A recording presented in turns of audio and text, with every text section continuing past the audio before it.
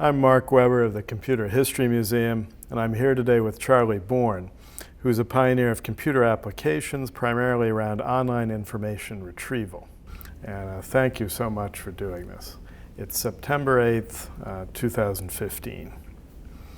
So just start by saying what is your full name and when and where were you born? Well, I was born in San Francisco, September 2nd, 1931. I was given the name Francis Xavier Percy II. That was changed later when my father ran out on my mother at a very early date, and when she remarried years later, I was renamed by my stepfather as Charles Percy Bourne II. I carried the name Frank for quite a while, but then I later changed it to Charlie. So now I'm just simply Charlie Bourne. And tell me a little bit about your family and childhood. Well, it started by my father deserting my mother when I was very young. This was in 1931 during the Depression. She was then a single parent, very difficult to find jobs or to find work. She couldn't afford to keep me for very long, and so at age 2 or 3 or something like that, I was given up to a Catholic orphanage, and I lived there for the next 6 years or so until my mother remarried and settled down and took me home again, and my life started at that point. I grew up early in the Haight-Ashbury district, and then my stepfather got a job in Los Gatos teaching at a boys' school, private school. Did that for a while, and then the family, which was just the 3 of us, bought a farm in Los Gatos, a 22-acre farm, apricots and hay, and lived there for a short while. But very soon it was the breakout of the Second World War in December 1941. Threw the family sort of in turmoil. My stepfather wasn't physically able to join the military, so he went to work for an ironworks in Sunnyvale. And then he went up to work in Alaska on the Alcan Highway and the pipeline and some other activity, and then saw fit to bring my mother and I up to that neighborhood as well. So in my 7th grade, I guess it was by that time, we were all up in Whitehorse, Yukon Territory. There was no family housing available, and so I was farmed out to a family in town. The family happened to be a mounted Royal Canadian Mounted Policeman, and that was kind of interesting. He looked over me and arranged during my summer vacation of 7th grade to go to work in the shipyard in the town of Whitehorse. I worked there as a cook's helper for a while, and then I was assigned to work on a paddle wheel steamer that ran up and down the Yukon River. And I did this work there again as a cook's helper, running up the river and back, and that was a really interesting Huck Finn kind of time. And a year later, we moved down to Anchorage, Alaska, spent a year there, and then pretty soon the war started to wind down, and we came back to the farm in Los Gatos. And had you been interested in technical things? Not to that time. Particularly. No, it was mostly outdoors that was of interest. And cooking, or? Cooking was just a job, nothing there. I got back to Los Gatos, and it was time then again to find some work that was interesting. And so in that area, that included, as a youngster, 6th, 7th, 8th grade, freshman high school, picking apricots and prunes. And that was work, and that was interesting and good to do. Continued on that line, and my stepfather left, and so my mother was alone again, and she pursued her work in retail, sales and marketing. That left me alone for some time, again, with other people, or mostly with other people. And during my high school years then, I again worked at picking apricots and prunes, working in the dry yards. And then in the junior, senior years in the summer, I worked at the canneries in Sunnyvale, Mountain View.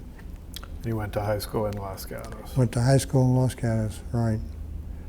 Which was quite, it was mostly fruit orchards at the time. Yeah, it was a quiet town. It's not the big village that it is right now.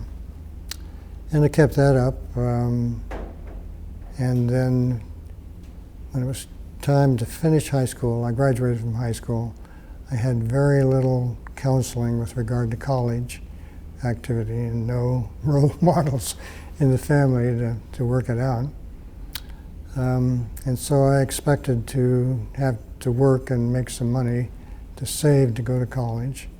And so I worked as long as I could after graduation in the cannery until the cannery shut down for the summer. I went up to the city to join my mother, who had gone up there. And through the help of some of her friends, I got a job working at the San Francisco Chronicle. And so I was an office boy, a clerk, working in the Chronicle, trying to work and save some money to go to school eventually. While I was there, one of the men in the office, who was a Marine officer, said, "Why don't you join the Marine Reserve and make a little extra money and have some fun during the summer? It'll be a kind of a fun thing to do." And I said, "Sure, why not?" So I did, and that was in early 1950. And just a few months after I did that, then the Korean War broke out, and I got pulled to active duty. And so that brought me into active duty in the Marines in early 1950. The Marines put me through boot camp and decided that instead of going directly over to Korea, I'd be more useful if I were to receive some training in radar or radio repair. Why? I mean, was that? I guess it was their idea. They asked me, as they did ask everybody, what would you like to do? Here are our job specialties. Here are the things we can offer. At that time, I had wanted to go to school to be a physician, an MD. And I looked over, and the only things I could see were chemical warfare and something else. And I chose those, and they said, "No, you're going to go to radar school or radio school." and they sent me down to Camp Pendleton for basic Marine Corps training, and then basic electronics school at Treasure Island for 10 weeks, and then radio repair school in San Diego for another 10 weeks. And then when most everybody else got shipped off to Korea at that point, they said, no, I think we'll send you to Great Lakes to be you've collected enough of the electronics. We're going to send you there to be an instructor at the basic electronics school at Great Lakes. And so I went to Great Lakes, and the people at the school at Great Lakes said, no, we don't put instructors to work until we send them through instructor training school. So I went through another several weeks of training at that, and then got assigned to teach basic electronics at the Great Lakes electronic technician, or basic electronics school. And where was that? At Great Lakes, outside of Chicago. Okay. Yeah. Suburb of Chicago. So I worked there in that capacity until the Korean armistice came, and at that point they gradually let all the reservists out of active duty and sent us back home. But when you initially joined the reserves, I mean, it was more than you bargained for to immediately get called up. Absolutely, yeah. But I don't regret it a bit. Sure. I find it a very helpful experience. And what had been, prior to that, what were your favorite subjects in school? Anything related to? No, there were all the science subjects, physics, chemistry, but also Latin and English and all the kinds of things that were supposedly prerequisites or required for Berkeley or any other college once you got there. So it was not a liberal arts training as such. It was kind of a science bent to it. That you had, I mean, that's the path you had gone on in Los Gatos. Yeah. Did that, and did very well in school. Was happy with that. But when I got mustered out, I came back to California by way of San Diego because I had friends who had been mustered out and were already established there. And they said, we've got a good job working for Convair Aviation, and I think they could probably find a place to put you there if you like. I said, fine, I'll take it. And I then went to work for Convair Aviation as a special courses instructor because of my teaching experience and enough electronics to make it work. My job there was to teach Navy crews the care and maintenance of the Terrier and the aircraft missile. And so I was very happy doing that. And all of a sudden I had a job, and I had a job with a suit. I wasn't picking fruit or working in the kitchen and making modest amount of money. So I did that for a while, and while I was there, the head of the department said, there's a job for you if you want it, teaching in one of the community colleges close by. And so I said, yeah, I'll take that. It was only $3.50 an hour, but it was something that added up. But later I thought it was unusual to have a high school graduate teaching in a community college. But that was something I did. And I also then hooked up with a fella in town, San Diego, who had a TV repair shop, but also worked on communications systems for all the big tuna boats that ran out of San Diego.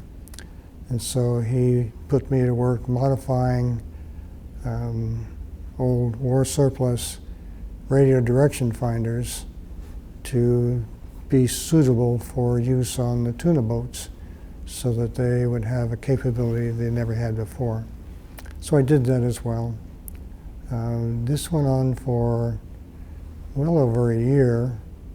In the meantime, I had been courting a lady that I had known from my school days up in Treasure Island in San Francisco. And we married, and we had been looking for schools to go to, and the choice came down to UC Berkeley because it was home area for both of us. And that led me to start school at Berkeley.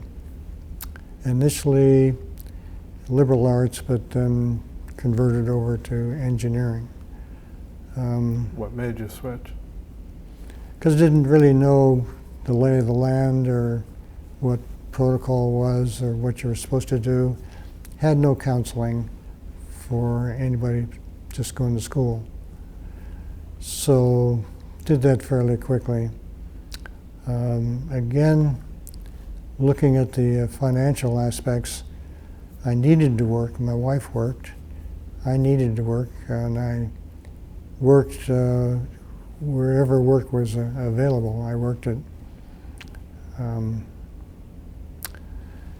in San Francisco at the Teamsters hiring hall, hiring out for day work, working for beacons or for unloading freight cars or something like that. I worked during the summer at some of the electronics firms down on the peninsula, Lenkert and others.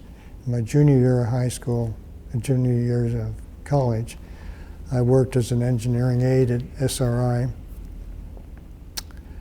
and I worked every Christmas time at the post office,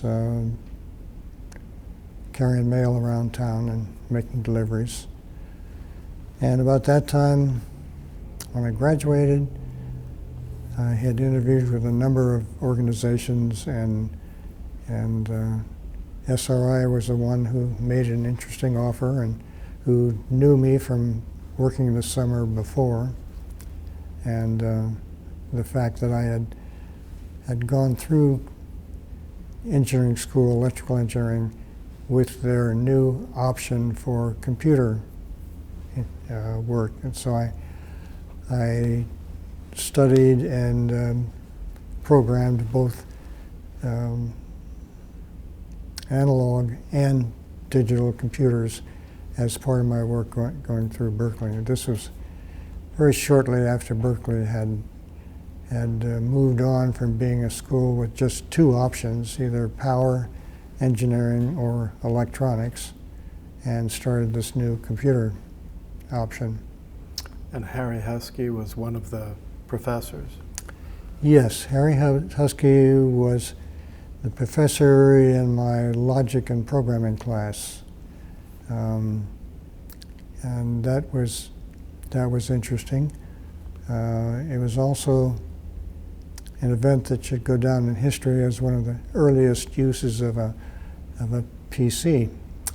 He was consulting at that time for Bendix computer, and he had in his study at home a Bendix G15 computer, which was a computer about the size of a large refrigerator.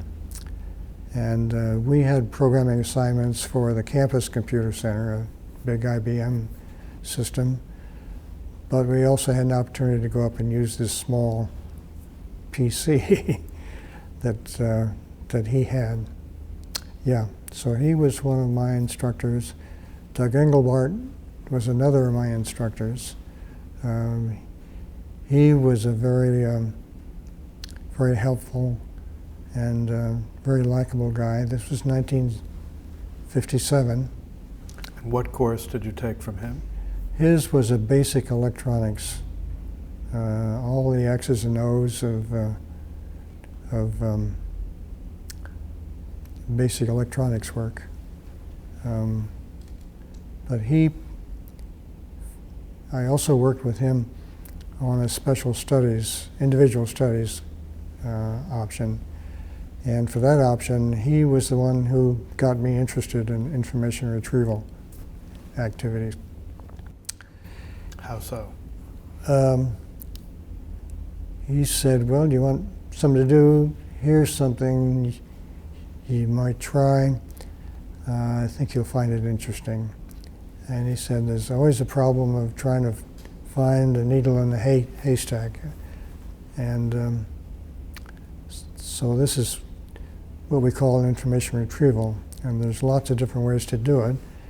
But let me give you a problem, and you'll have to work out some of the details. Now, what I want you to do is to take this stack of, I forget, several hundred abstracts of articles about electrical engineering, and I want you to use this as your database.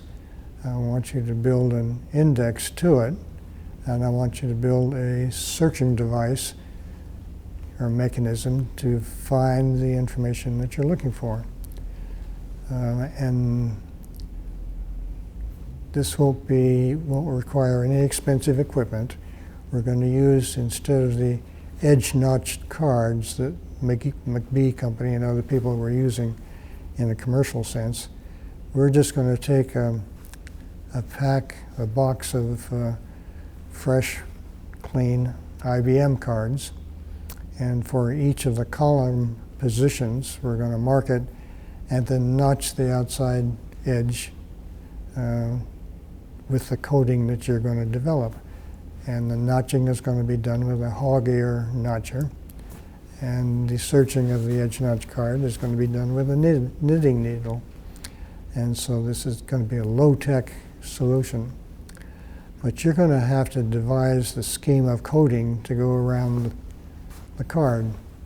And to do that, you're going to have to look at all these articles, and you're going to have to say, well, if I'm confined to 50 spaces or something like that, if I want to make a system of just putting things into 50 different shoe boxes, you better decide by looking at all those records, what are the 50 different shoe boxes you're going to have? And so that required thinking about how you go about developing the basic indexing scheme that you have in mind. And so I did that and pasted each of these abstracts onto a card and did the coding with a template around it and punched it and did proof of concept by needling it in front with him as a witness. He was happy with that, and that was my first exposure to needling and noodling. That went well. And was Doug even invited me over to his house one weekend to talk about it and to see some of the work that he was doing at that time. He was developing some neon tube shift registers with some outside private funding to do that. No other instructor had done anything like that in terms of inviting some student over on a personal basis. So I got to meet his wife and his kids in diapers at that time. So that was good. And where was he living then? Where was he living? Oh, in Oakland. Yeah. And but the retrieval work was not part of what he was officially doing at Berkeley, or was it? No, he was officially teaching the assigned coursework. He was an associate professor at the time, and he started to learn later that he started to hear that as long as he was pursuing these notions of the augmented intellect, that he was not going to advance in the school. And so shortly after I got hired by SRI and was working on projects, then he joined SRI, and we worked in the same lab together. We had another opportunity to work together. Oh, but talk about your move to SRI and what you were doing then. What did I do at SRI Right. then? I started fairly quickly on some immediate Department of Defense projects. There was a situation where the Air Force had a very large file that they were keeping track of and had about 3 million records, and were getting something like thousands per day output in response to searches. They weren't happy with it, and they wanted to replace it with something else. And my task was to write the specifications for a new system to replace that. That was an information retrieval system, but it was Microfilm. There was another project at about the same time, again for the Air Force, in which the Air Force, this was a time of Cold War in a very strong phase. And this particular project that the Air Force had been running was to collect, abstract, and translate essentially all of the Soviet bloc open source literature that was relevant to the Air Force interests. So this is a large volume of interest in basic chemistry, aerodynamics, and production activities and whatever. And I was to provide recommendations for an automated system to replace that. That was a project. I did a project for the Navy Research Lab, in which the effort was to build up an inventory of electronic signals, radar signals, radio signals that would come from any kind of a missile, any kind of a navigation system, any kind of a radar system, and build up an inventory of these signals, describing them by frequency, pulse width, and other characteristics, and then put this in a form that could be stored shipboard, along with some tags which indicated what was the source of this signal. Was it a long-range radar? Was it a navigation signal? Was it an anti-aircraft missile? And then have a threat level associated with each of those kinds of descriptions, so that on board the ship, if you received any of these signals, you'd immediately get a display of the extent of threat that posed to you, so that you could then take whatever action you needed. That was another project, and that was a database building and a retrieval task. And all these were for which group at SRI? The Computer Techniques Lab, Okay. the lab that I was in. And who were you working for? I was working for, in many cases, Roy Amara as the lab manager. A couple other projects along that line were an effort, again for the Air Force. In this case, I was the project manager for an effort to plan, develop, and implement a reconnaissance data handling system, a ground data handling system for the Air Force. This was a project that planned and arranged for the development of the airborne recorders, data recorders, to capture this information that they were collecting. And bring it down to the ground on magnetic tape, where it would be then processed into this ground-based large computer system. And this was an effort that went over a 2-year period.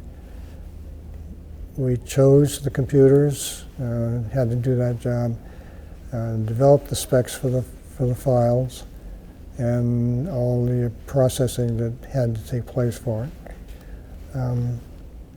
That was another major project, which was of the nature of developing computer-based systems. And this was all which years from the? 57 to 63, something like that. And you also did something with Moby Dick? Yes, but let me finish with Doug. No, maybe I shouldn't finish.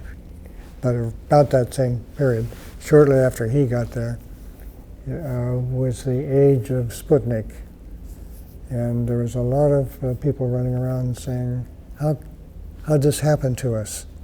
We were supposed to be first. Why did the Russians get ahead of us on this?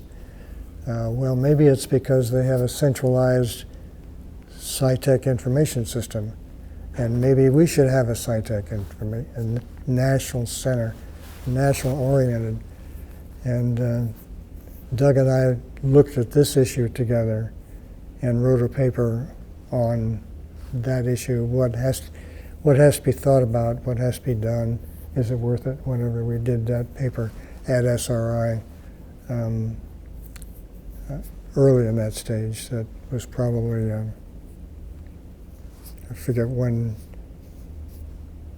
was it 63 that was Sputnik, something like that. Well, anyway. Sputnik's earlier, but Yeah. the reaction to it was. Yeah. But was the Soviet system, do you know how did that work? I mean, presumably not computerized. No, This is, nobody was computerized in those days. Nobody could afford the storage cost. so they used microfilm or paper-based? Or, you don't know? Paper files in some cases, or paper abstracts, which were sorted in some sequence or some general order, and then copies made to requesters. So that went on. Okay, then I interrupted you. No, Moby Dick is just an aside. Oh, Moby Dick.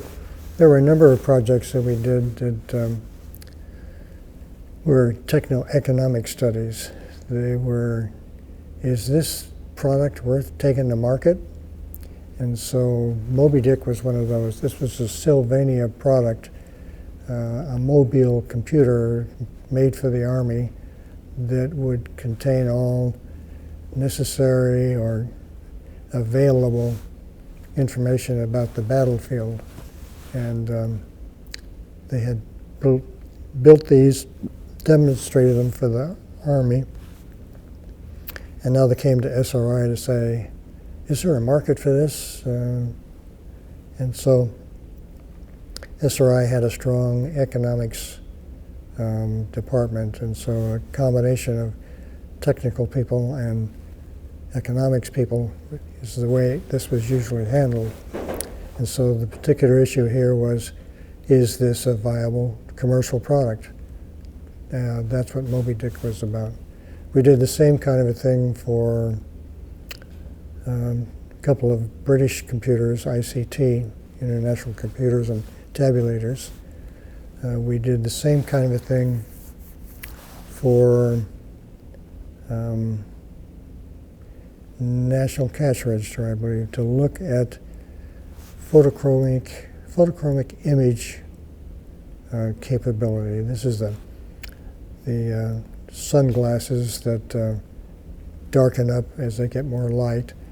And they had the thought that this chemical compound could be used in such a way as to go from light to dark very quickly and be a binary component in some way used by computers. And so would you look like at this? Temporary stored memory, basically. Yeah, Yeah. shift registers and things of that nature. And the answer was no, because it was an organic chemical and it had fatigue issues, so that after switching 300 or 400 times, it stopped working, or some number like that. It just wasn't viable. So that was another project. I looked at several other products from RCA and Magnavox, which were components. In the instance, usually they were magnetic strips, magnetic cards, to make a piece of stiffer tape, as if it were an IBM card that could be processed, wrapped around drums and read and used in that way. Stored a whole lot more data than an IBM card. And the data was stored on a magnetic medium on a card. Yeah. Same as magnetic tape, only in individual pieces of film, of tape. And were there holes as well in order to route it initially? I mean, No. how was it sorted, in essence? It was reading it magnetically. Data was stored on the chip, the card itself. Right. And the cards through machine read, something like the check readers that you see in use today, wrap it around a card and magnetically with heads read the data on the card as it went by. It had all the coding information on the card. You could even put video on the card and have coded video and do things like that. They had, Magnavox, for example, had a whole suite of equipment developed and operated to demonstrate that you can build up this databases of cards. Audio, video, Yeah. pictures. Whatever you want. So why didn't it go further? It was just so much more expensive than was likely to be able to be picked up by anybody as a customer. And this was computer controlled. Yes. And let's say that it read a video file. Obviously, it's not the computer interpreting it, but it would send it to a player of some sort. Yeah. Or send it out to be copied and passed off to the customer, who would then take it to a separate station to play it there. So it's not, I mean, it's a retrieval system where you would search for something that might take a while before your request was fulfilled. Sure. Right. It was nothing like an online search system. And by the way, you mentioned the checks. You did work on Irma early on, right? Yes. Talk about that a bit. Was that when you first arrived at SRI? Yeah, I did that as an engineering aide. Oh, that was your summer, Yeah. or your, talk about, because I've interviewed Jack Goldberg for the history of Irma. Yeah. He worked in the same lab. I worked with him. My job during the summer was primarily to maintain the correct temperature of the computer. They had a large compressor and water chiller in a garage next door to the lab where the computer was built and was operating and being tested. And they ran chilled water in pipes into the computer and had it routed all through all the bays of the computer and blowers to keep it cold. And there was such a heat load within that machine that they had to run the water down to 33 degrees or something very cold, where it would almost freeze up in the pipes, to get enough heat transfer out of the machine. And so it was constantly modifying the veins and the routing and the mechanics of cooling this great big machine. And that's primarily what I worked on. Describe what it looked like physically. Oh, large racks, 6-foot racks with covers on them, as I recall. Maybe not covers. Just kind of filled up this large room that was being used. How long was it? It was actually a hospital, leftover hospital barracks room or something like that. So I'd be guessing it was maybe 30 feet across the room and then down quite a ways from that. Offices around the side of the room. Very little in the way of input-output equipment. They were using modified calculating machines, manual calculating machines, as part of the input-output equipment, as I remember. That was a long time ago, yeah. And the being able to do the optical character recognition, they were working on that. That was done in a separate lab. Okay. And that was very interesting work. And they tried initially to do all kinds of other schemes, but the thing that worked best was the magnetic characters, magnetic printing, because any optical recognition ran into trouble with the workers who came into the bank with a check all crumpled up and grease stained and whatever, and just didn't have the rigor that the magnetic coding did. But that was another major effort, and for check imprints and for the American Express cards also imprinted that way. Right.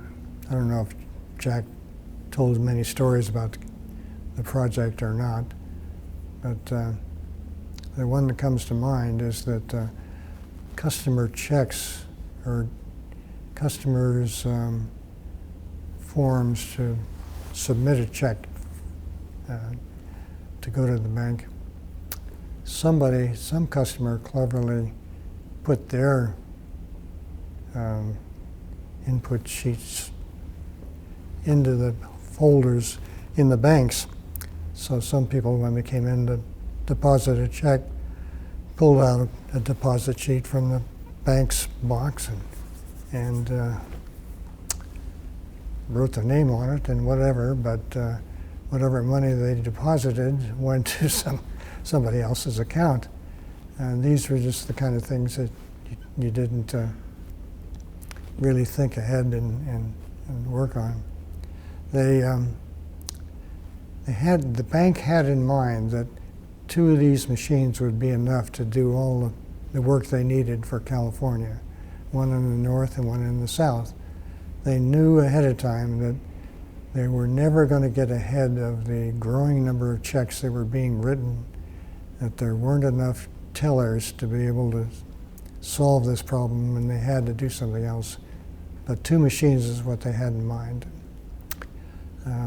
When it finished its kind of test stage, I believe then they called in GE, who provided a commercial machine to do that for them. I think that's how that project ended up. And what was Jack like to work with or work for?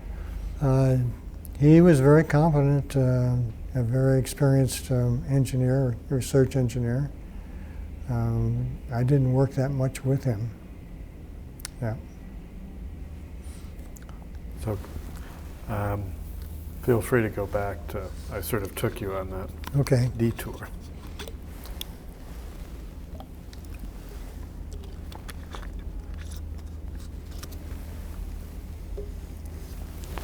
Now, there were other manufacturers of image equipment.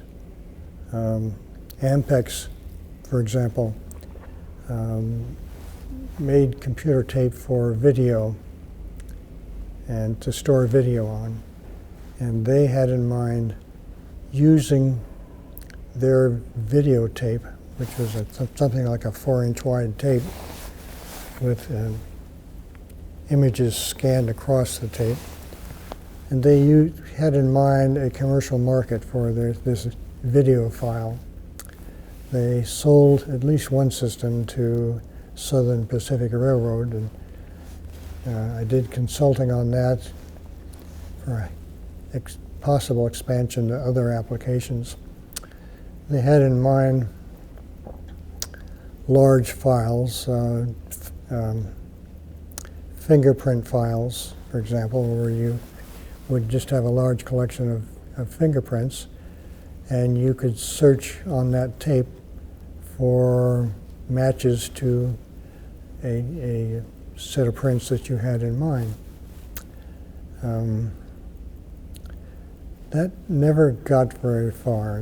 They sold one system to Southern Pacific to use to store their waybills and to keep track of where a particular shipment was as it was coming across country and what its expected arrival would be. And they made some use of that and got some publicity for that. But plans that they had for things like title insurance company files didn't go very far. This is a number of little problems, like you couldn't keep reading that image over and over again without getting some degradation of the image. And these reels of tape that had to be mounted and dismounted on the readers, because you'd have a lot of tapes for the people who were operating it. That got to be tough on the staff, because these were 20, 30 pounds or more, or something like that, and to mount them on and dismount them and do all that was just a tough job for somebody to do. So a lot of these little things just kind of made it not a very good approach, and it never really gained very much traction. But I spent some time on that. Do you remember the name of the system? Oh, it was an Ampex video file. And the one with the magnetic cards?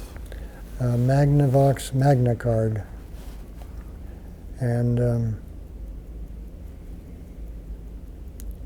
there were others, but I don't remember all the names. That was some time ago.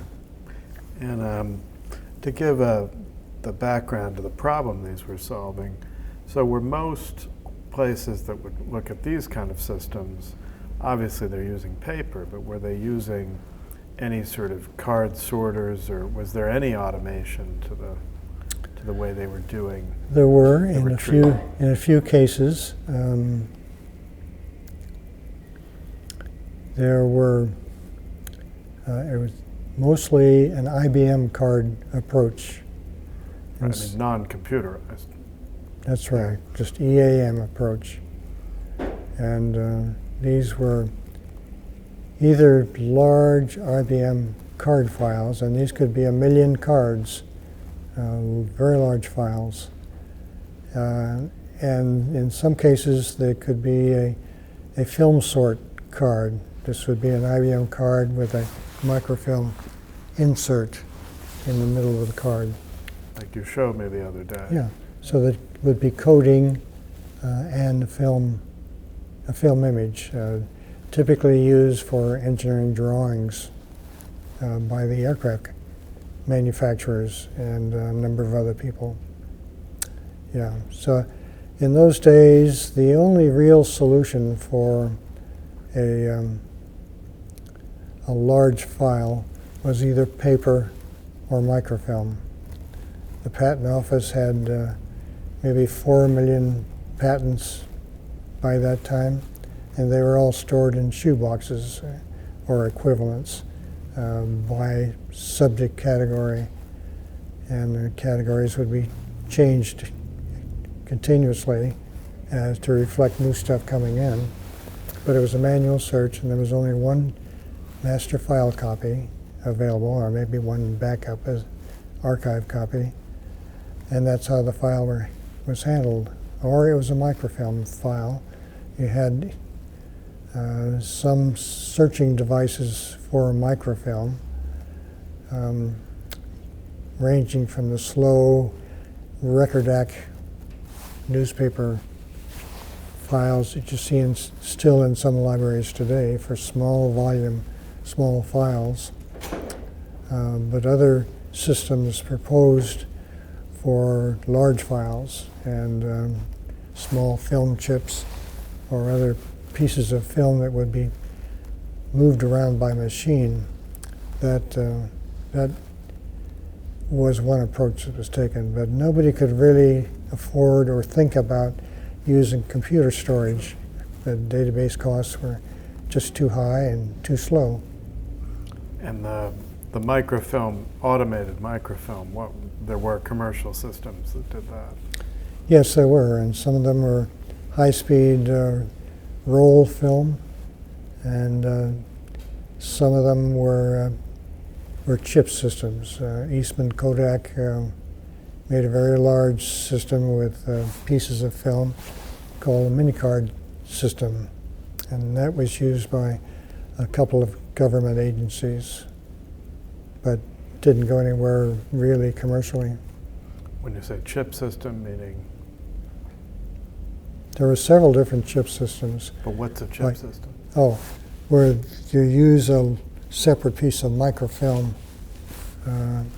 as a chip, and you move this chip around and read the coding on the chip. Got it. And then make a copy of the chip to go out to the client.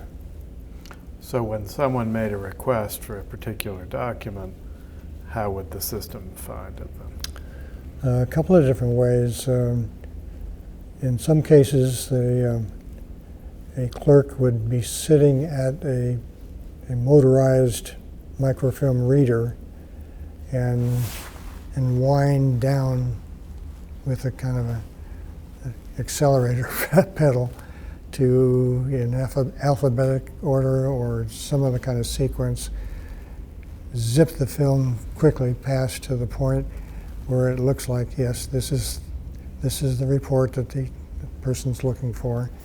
And so I'll just hit the print button and pass the copy off.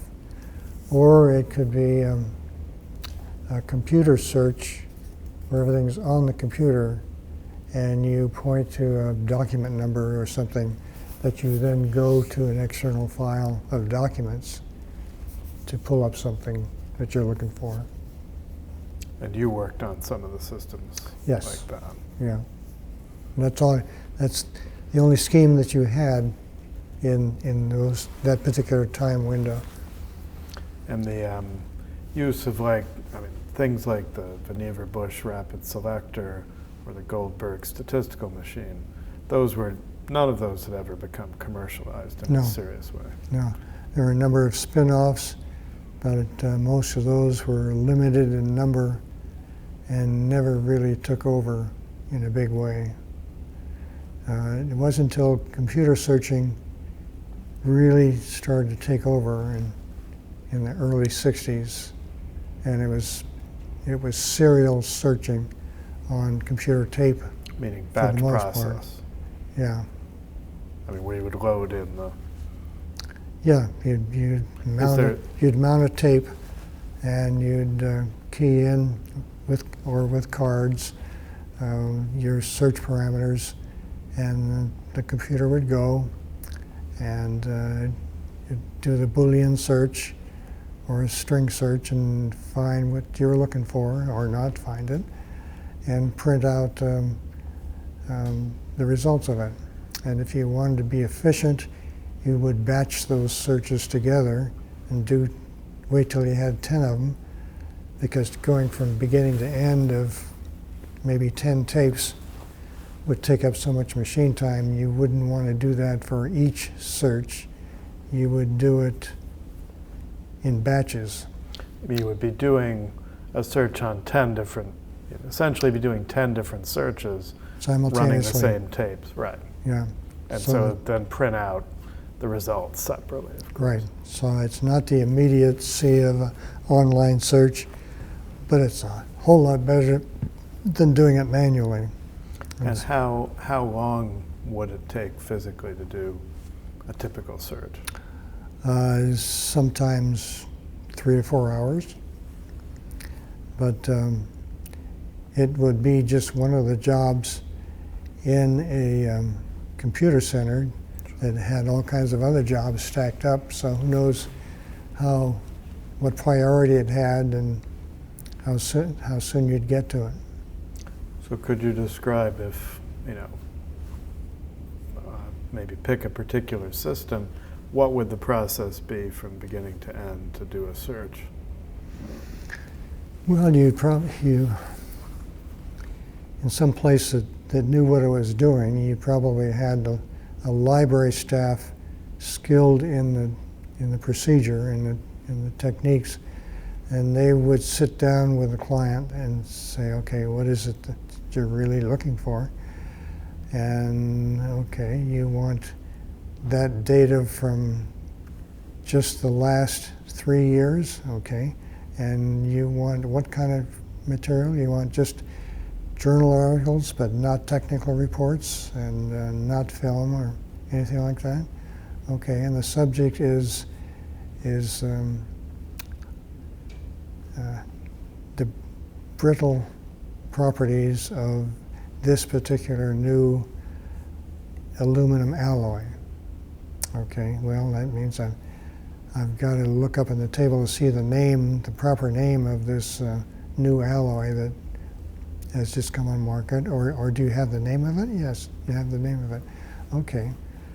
And okay, do you have any sample articles that where this has been done, where you've seen this before? Yes, that's great, because that'll give me some idea of the technical terms that are being used. Okay, then after that kind of a search interview, you have this background data to say, okay, well, looking at the table of subject headings and terms that go with this file, I see we need to use these 3 terms to describe the alloy, and we need to use these terms to describe the brittleness character, and we have these other conditions about what kind of material and what time span and whatever. I'll key all that up in the search form that's already documented to show what data fields to use and whatever. So it'd be the librarian that would do that. Yeah. Enter it in the search It form. would not be the customer, the eventual customer. So that would be done and probably keyed up on a form by itself and Keyed up, meaning? Into an IBM card, Okay. probably. Right. Most common way of doing it. Come back in 3 hours, or give a call downstairs and see if it's ready yet, and or we'll let you know, or whatever. That would be a typical operation. But the librarian would actually create the form, but then wouldn't it be a computer operator that would enter it? Yeah, it'd just be a pack of cards, Okay, right. as Beyond for the any card other that they would for any run. other job shop. Mhm. Okay, so that was for a number of years, any sort of batch search would follow that Yeah. rough format. Right.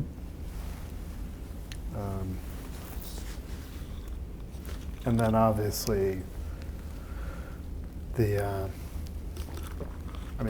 typical size of the data, well, then it could be searching a fairly large, Sure. yeah. you'd just be running a whole lot of tapes until the databases, the memory capacity got large enough to put them on disks, put the files on a big RAMac or something like that. So if you could talk about your early work on those kind of systems, and I know that there was the one you did with Doug that used, where you were doing the online, you did the specifications for the online search system. Yeah, for Doug, for Engelbart.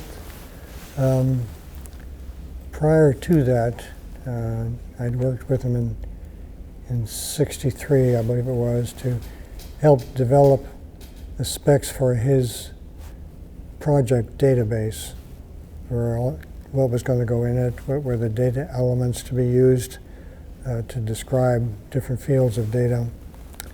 And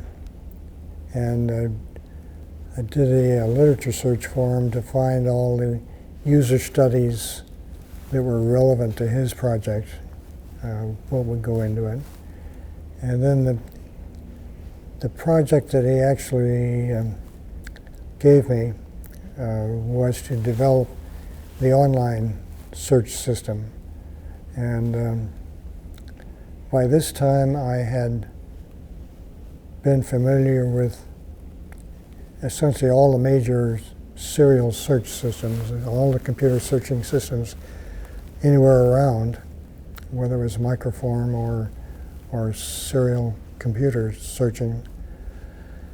And so I knew the kind of features and the kinds of things that you'd want to do or not do. And so I wrote up the specifications for the system, and I had a very good programmer work with me by the name of Len Chaitin, C-H-A-I-T-I-N, I believe, who did the programming. And the notion was to provide computer searching remotely from a terminal with the database and the search system remotely over communication lines hundreds of miles away.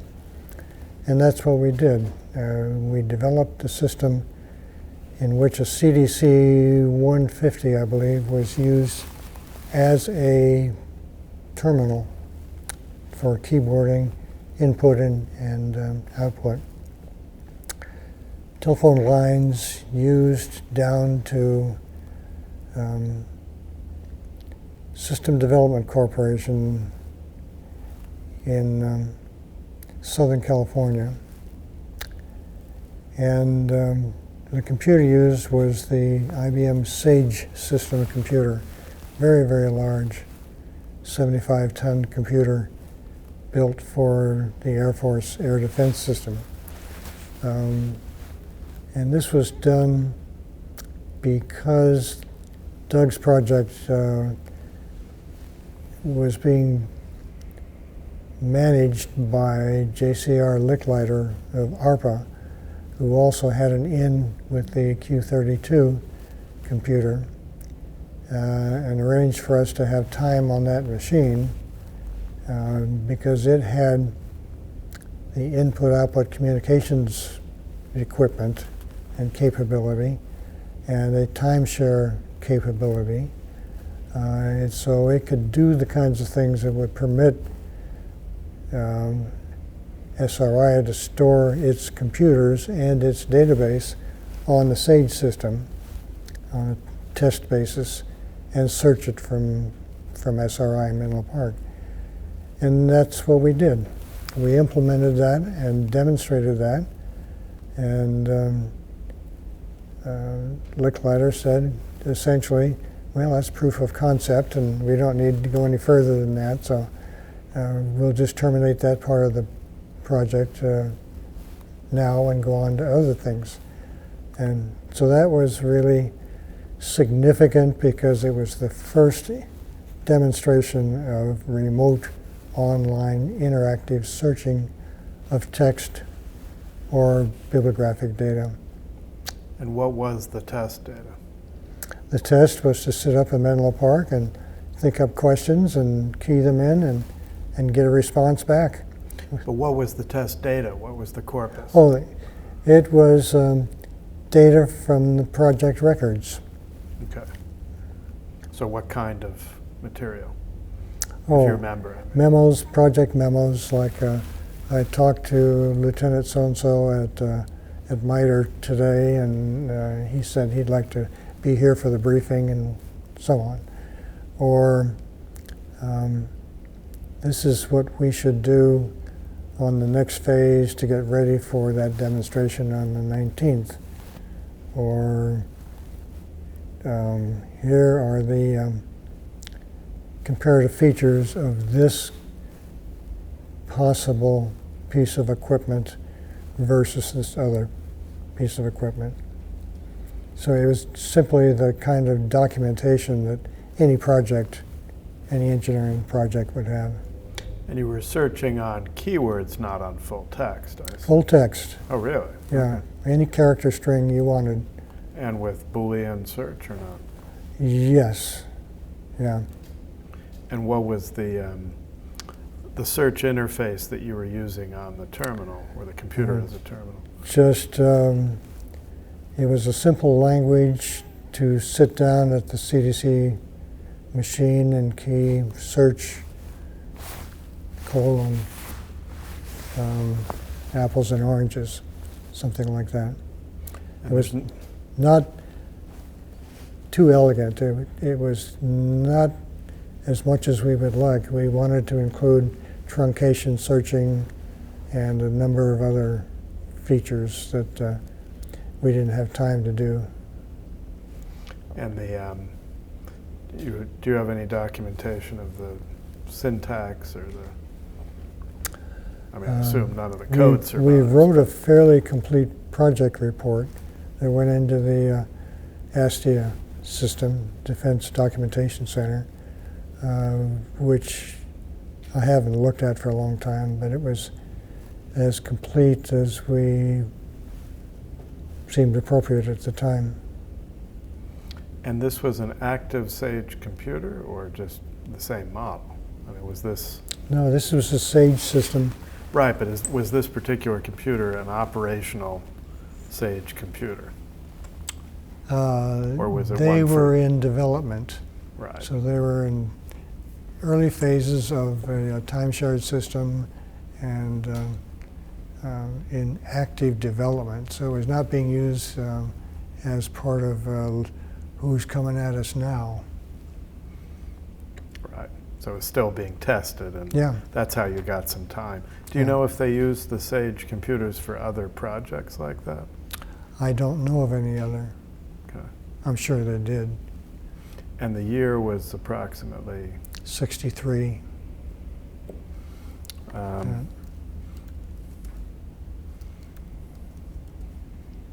And so that, well, I think just go on.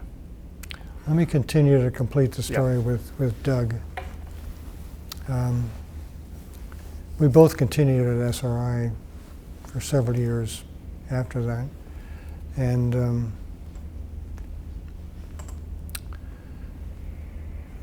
I had been involved in some professional society activities during that time.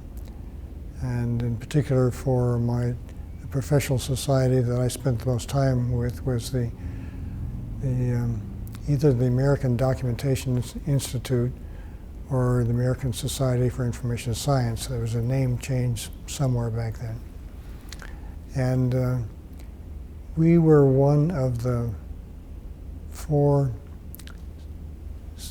professional societies, as I recall, that hosted the Spring Joint Computer Conference and the Fall Joint Computer Conference. And in 1957,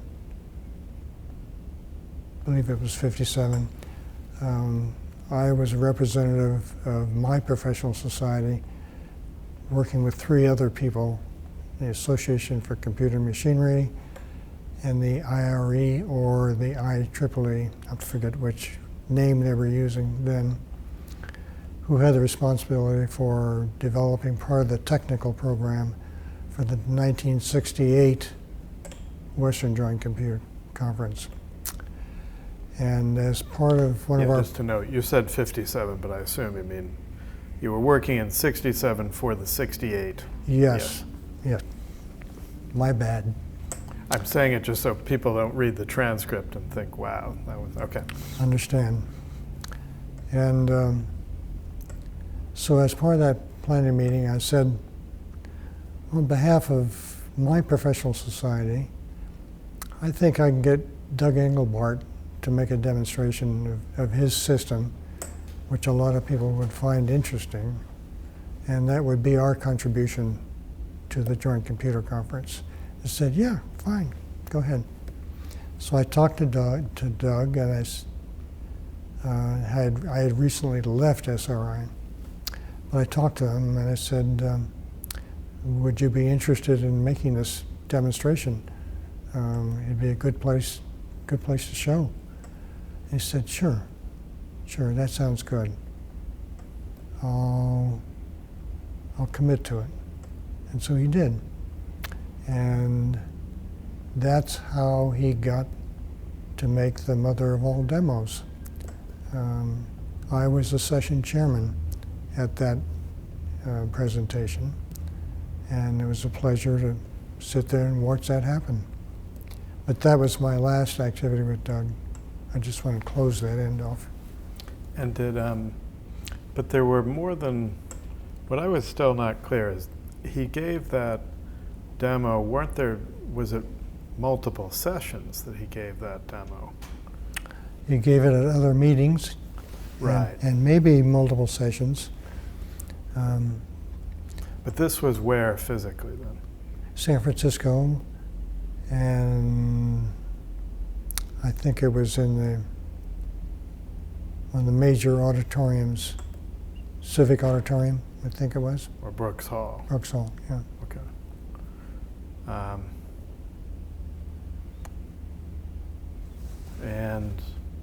Okay, so that's skipping ahead to the end. Yeah. So going back, I mean, I think we're roughly in the beginning of your involvement with searching online retrieval. Yes. And in your book, you talk about a number of different systems, but I assume some of them you either didn't know of or knew very little about at the time, right? I mean, there were several people doing different efforts, but I mean, how many were you aware of? Was it kind of a growing area of interest? And well, I didn't really get into any commercial online search systems until about '76. Oh, but I mean early on, when you were working, say, on the test with Sage, that's one of the very first, or the first. Yeah. But within a couple of years, there were other people experimenting with right. interactive search. Right. But were you aware of, you had kind of moved on at that point anyway? No, I kept aware of all of them. Okay, that's what I really want to know. Was it a group of people that were interacting about that? They were in touch for the most part. There were several that were much more active with publishing and giving demos. Western Reserve University for one, and MIT. These were all research people with federal support to do what they were doing. And so a number of the think tanks, STC, RAND, MITRE, were all involved in doing demonstration work of one kind or another. Yeah. And mostly for military or? Yeah, to a large extent, or support of government activities, sure. Because the budgets involved were so huge. I mean, it was only that kind of budget that would make it practical at that point. Yeah. There were a few funding sources, NSF or Council on Library Resources, that would fund activities like this. but funding was primarily federal.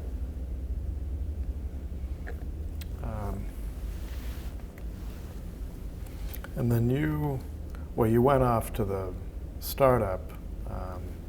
Yes. That's 65 or so? No. 67, I think. But talk a little bit about what you did between, say, 63 and moving forward. There were a number of studies of national systems. I worked for the National Academy of Sciences on a study for national issues associated with the biomedical community. What are the information needs of biomedical researchers, and what kinds of things should they be receiving? Did the same kind of thing for the Atomic Energy Commission for population of some of their particular researchers. What are their information needs? I did some work on database building. One example would be the Food and Drug Administration. They had a concern with those little pieces of paper that go in with the cartons of medicine. They had a file of those, one each, in paper form, and they didn't have multiple copies around their offices. They had a difficult time providing copies when asked for a copy, because they didn't have copies of all the ones they should have. So I had a contract to essentially build a database of those product descriptions, where I got all the individual, or copies of all the individual sheets, and then built an infall database of this material, and provided a computer database and I believe a microfilm database of that collection for the FDA, so they could then sprinkle copies around to different parts of their organization.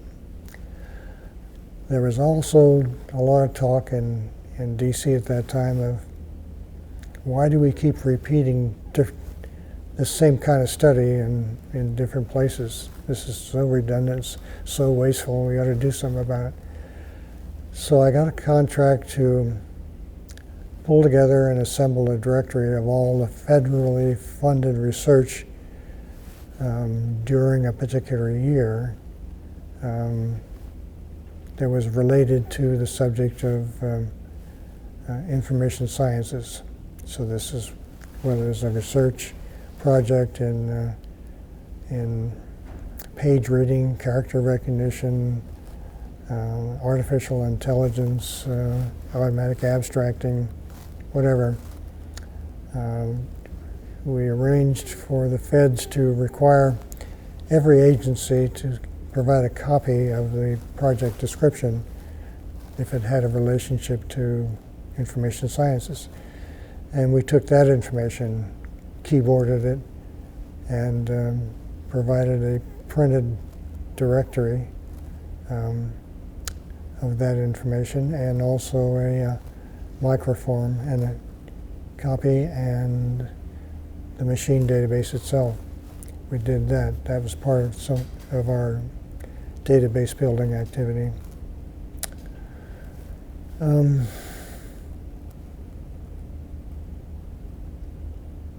Yeah, there were a number of other projects, and I largely slipped my mind on some of them, and some of them were just minor.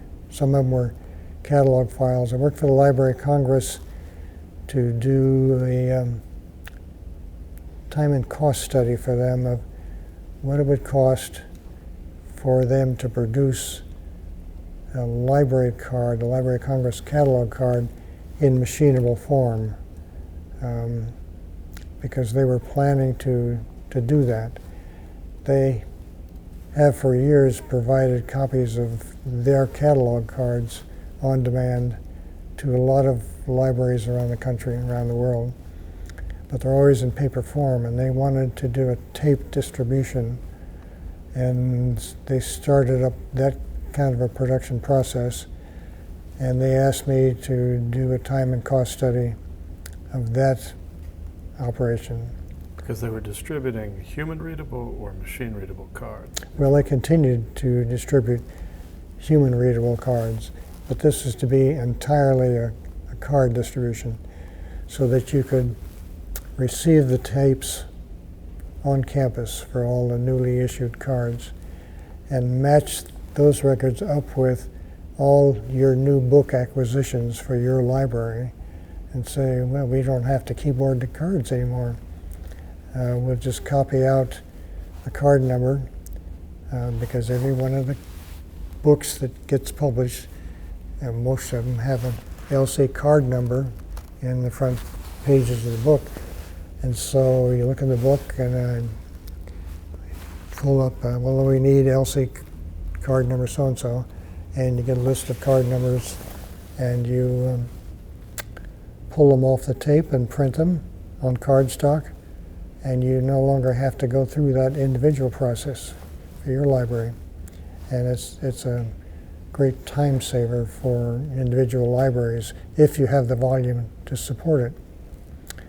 And you can use that computer tape as soon as it comes in and run a current awareness program which says we have the stored profiles of our faculty members, which say, I'm in biochemistry, and if you find any books with this LC subject heading or title words used when you do your scanning, send me a copy of the card and our call number, and I'll go have a look at it. And that's a useful feature. So the system that they had in mind and the production of the cards was a very positive thing for the library to do and for other people to take advantage of. That went on. So in the early 60s, computer utilities were, you were saying, not yet commercial ventures. True. So talk about what they were, what was going on. It was, everything was pretty much one-off. Individual organizations were either trying experiments to solve their own internal technical library problems, or they were working on developing some technology like question answering systems, or different ways to structure files, different ways to use different equipment, some attempts at photo disk memories. Yeah, it was pretty much lots of individual exploration. But the idea of what later became computer utilities, I mean, you could rent time on someone else's machine for technical things, but not for information search. Computer utilities would not store a database at their own option. They wouldn't say, well, we need to, if we put up engineering index on tape, maybe there's a big market for it and people will pay us to search on it. That really didn't happen in any big way. It didn't take off. There were some search systems provided by the government, for example, the National Library of Medicine, that would make its files available to a certain extent. But no, that really didn't take off until early 70s, late 60s, that kind of time. And Lexis, when did that start? Lexis came I believe in the 70s. Yeah. And So- then later on their newspaper service, Nexus. Right. And there was a medical database fairly early on. That was a large database from the National Library of Medicine, and it was called Medline. And that It was called Medlars while it was a tape service, and then Medline when they made it available online. And they made it searching online by using a couple of external hosts to begin with. I think informatics, maybe informatics, but also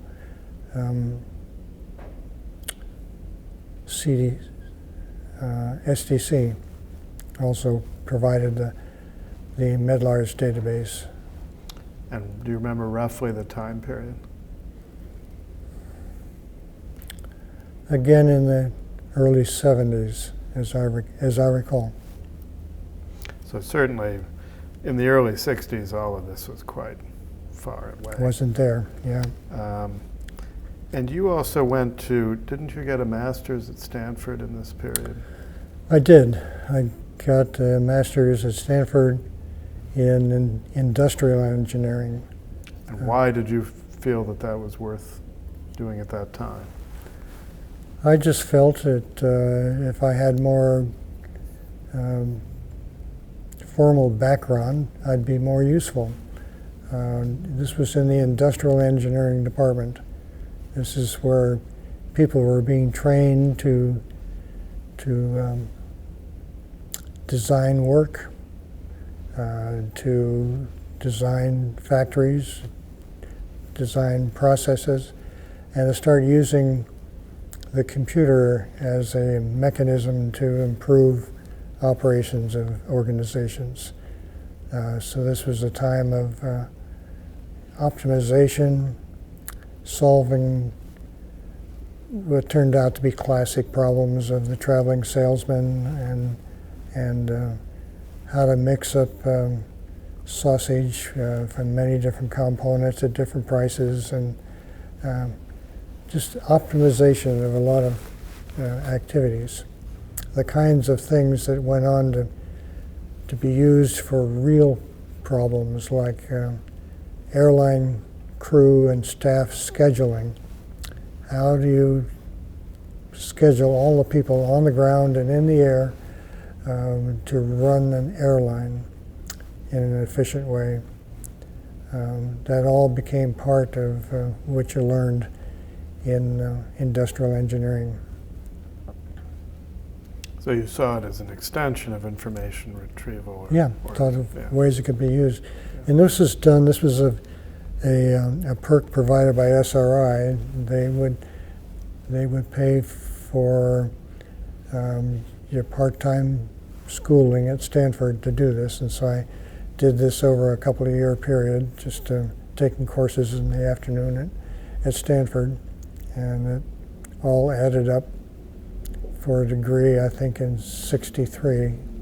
Not sure.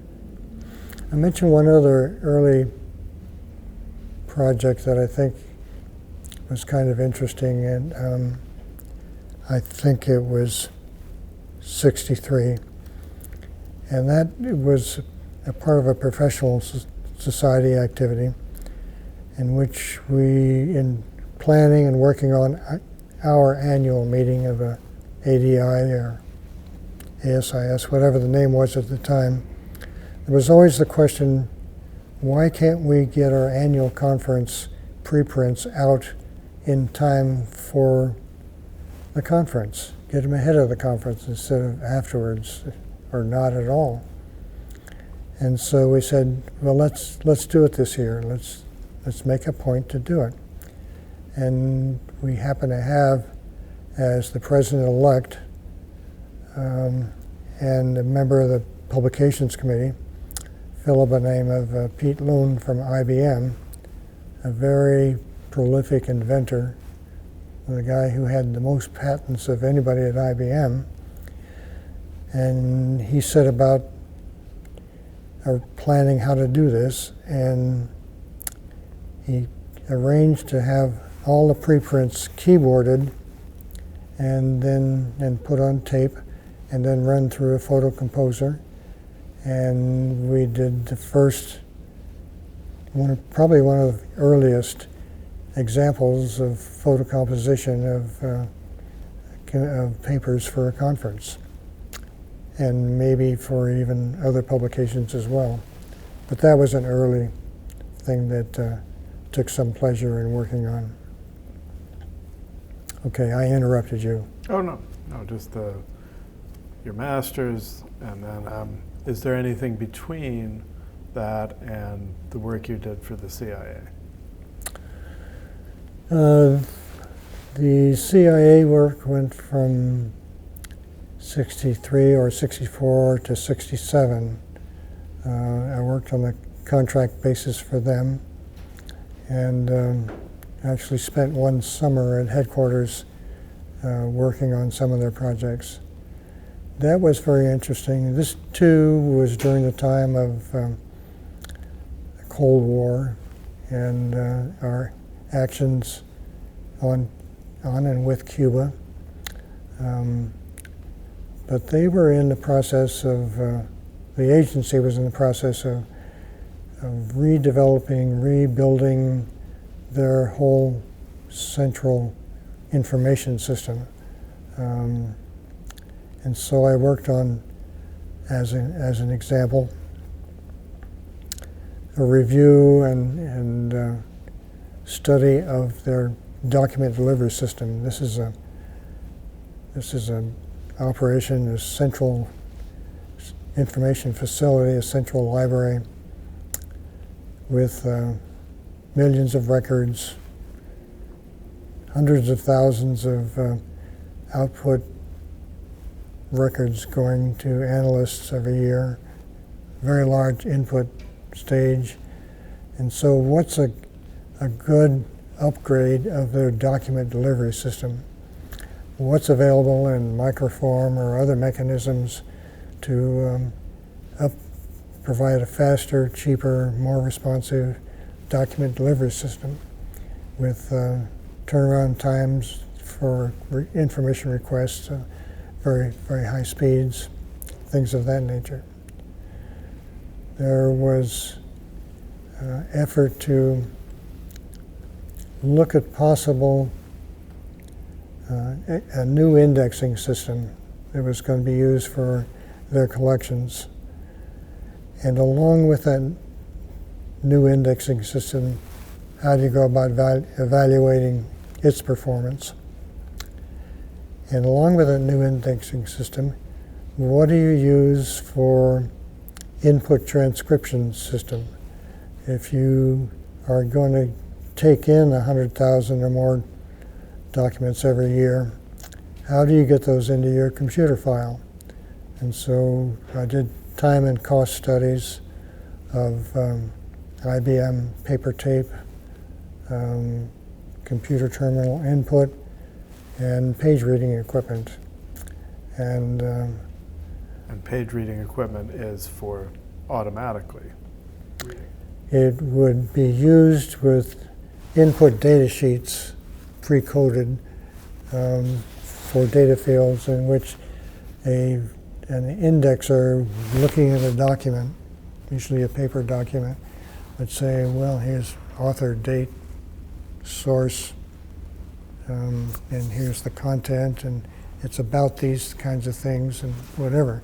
That would be put on a pre-formatted input sheet, and the input sheet would be read by a page reader. At this time, there were no page readers on the market except one. Optical character recognition. Optical character recognition.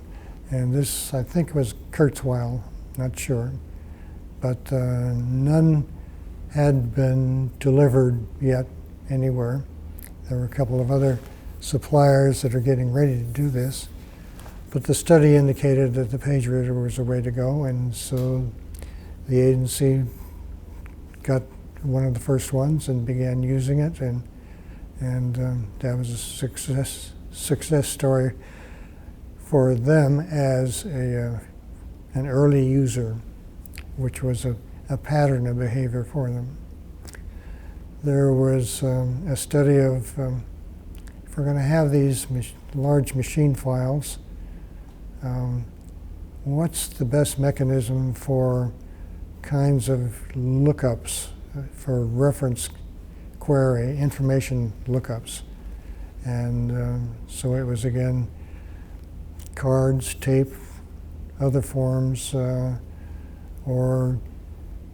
online to the computer from terminals inside the facility, or CRT displays and keyboard for queries. And that was very early usage of online to computers for reference lookups of one kind or another.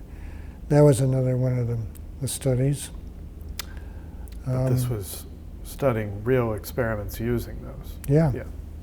Had to use some test subjects and computer terminals at SRI to really turn out some sample speeds of how fast you could do this with terminal. And what were what system was being used for testing? Just a very simple table lookup and database query system. But did you create the data for that, or you were using something existing? Yeah, we used a gazetteer, an existing gazetteer in machine readable form, to look up place names. And that's how that part was done. And that turned out to be the fastest way to go.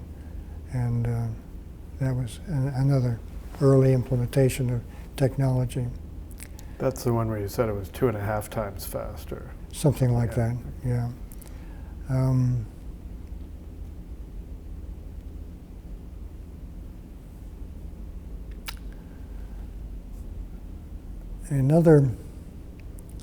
Another major study was for the agency, had a very extensive translation workload. They were translating a lot of Soviet and other foreign language material. They needed to find a way to do that faster, cheaper,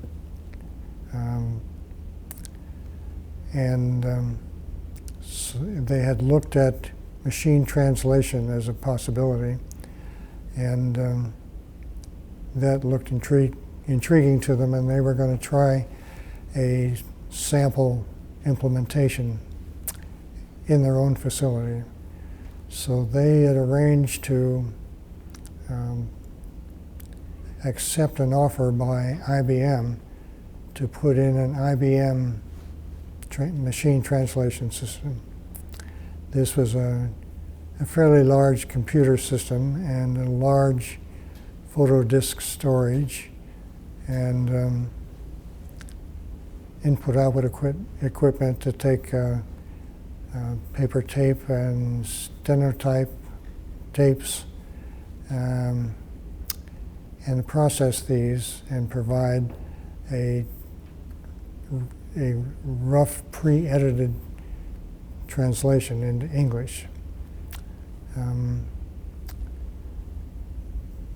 was tasked to evaluate the system, should the agency acquire it or not. It was given this task before they got the equipment. And so there was an effort to do a time and cost study of their current mechanisms with in-house translators, with contract translators, and to measure such things as the manual time involved and the elapsed time involved to get the translation done, and to set up the mechanism to continue to collect that kind of information, along with information about the contractors on the outside who did some of this translation work. And then compare that with the operation of the system, the IBM system, as it went into operation and was used over 6 months or a year time, something like that. That was a significant effort because it was probably the first time that anybody had done a meaningful examination of machine translation in a production environment. The Air Force was doing it for some of their interest in technical publications, and they provided a fairly crude output, but they did publish it and make it available. And this project went on for some time.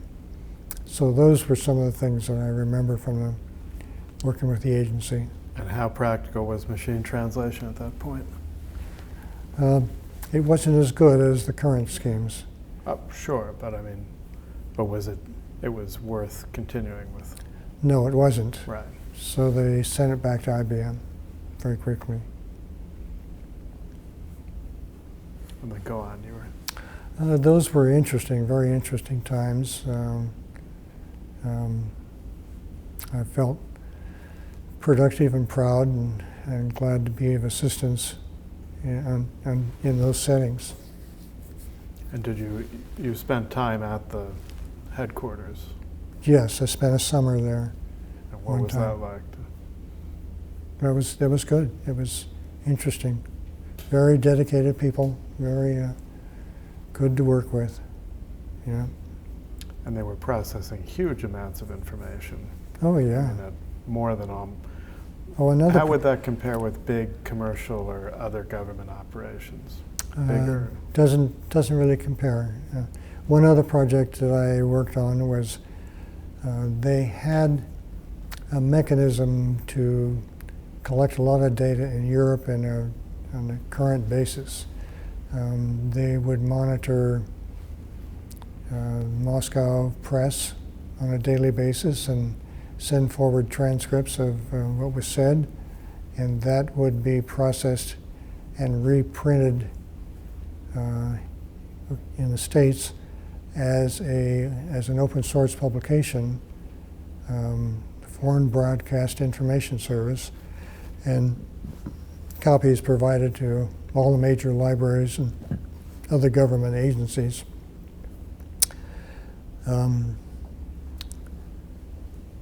So they had a lot of teletype tape coming in from overseas with all this data on it from many different places.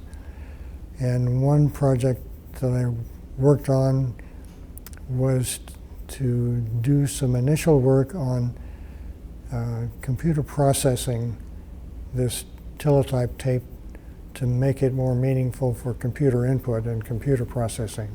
So this is removing all the kind of data separation codes and common household traffic between the teletype operators and headquarters, and changing codes into text and things like that.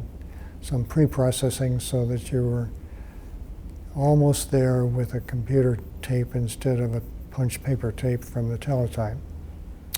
So it would read the teletype tape, and then the program would do all those Yeah. Clean it up, take out the non-relevant stuff, and then output it to a printer or to a. Well, at least the computer tape to put it. Right. Yeah.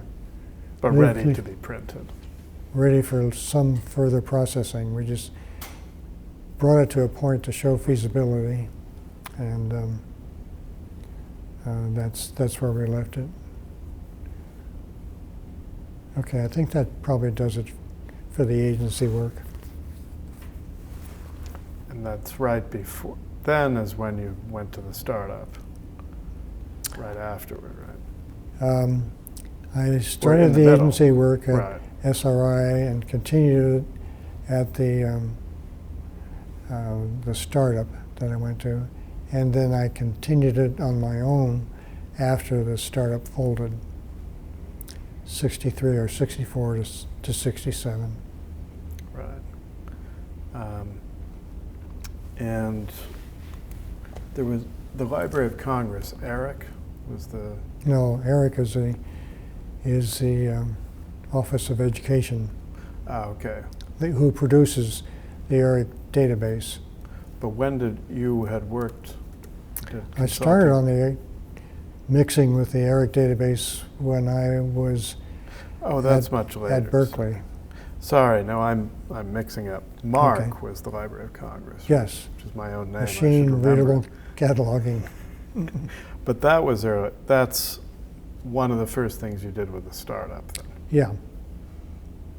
So is that a good thing to talk about a little bit? It was pioneering at that time because not many people were in the library field were using machine readable data, and this was something to get them started. Some of them had their own versions. This was also the development of a national standard for machine readable catalog record, and that was important to a lot of people. Now, I know that punch cards got big in business use, obviously, 100 years ago, but didn't companies do any, like for their internal documents or libraries, didn't they do some machine-readable version of cataloging? Some did, but very few. So it was, first of all, the people in the libraries didn't generally have the know-how or background to either write the programs or to go to their computer center and say, I'd like to have... Oh, but I mean pre-computer, when businesses were using punched cards for a lot of other business kind of information, they would be, some of them tracking contacts and things like that, right? Still pretty limited and still pretty much beyond the scope of typical libraries. Okay. So the library within the company would not be connected to that part of... Okay. No. So this was really pioneering with Marc. Sure. And some of the work involved going around to a number of the libraries throughout the country who were in that pioneering loop when we're getting test tapes from LC, and I was to find out how they were using them and what changes to make, things of that nature. So as my career went on, I got more and more involved into the formal library world as well. Right.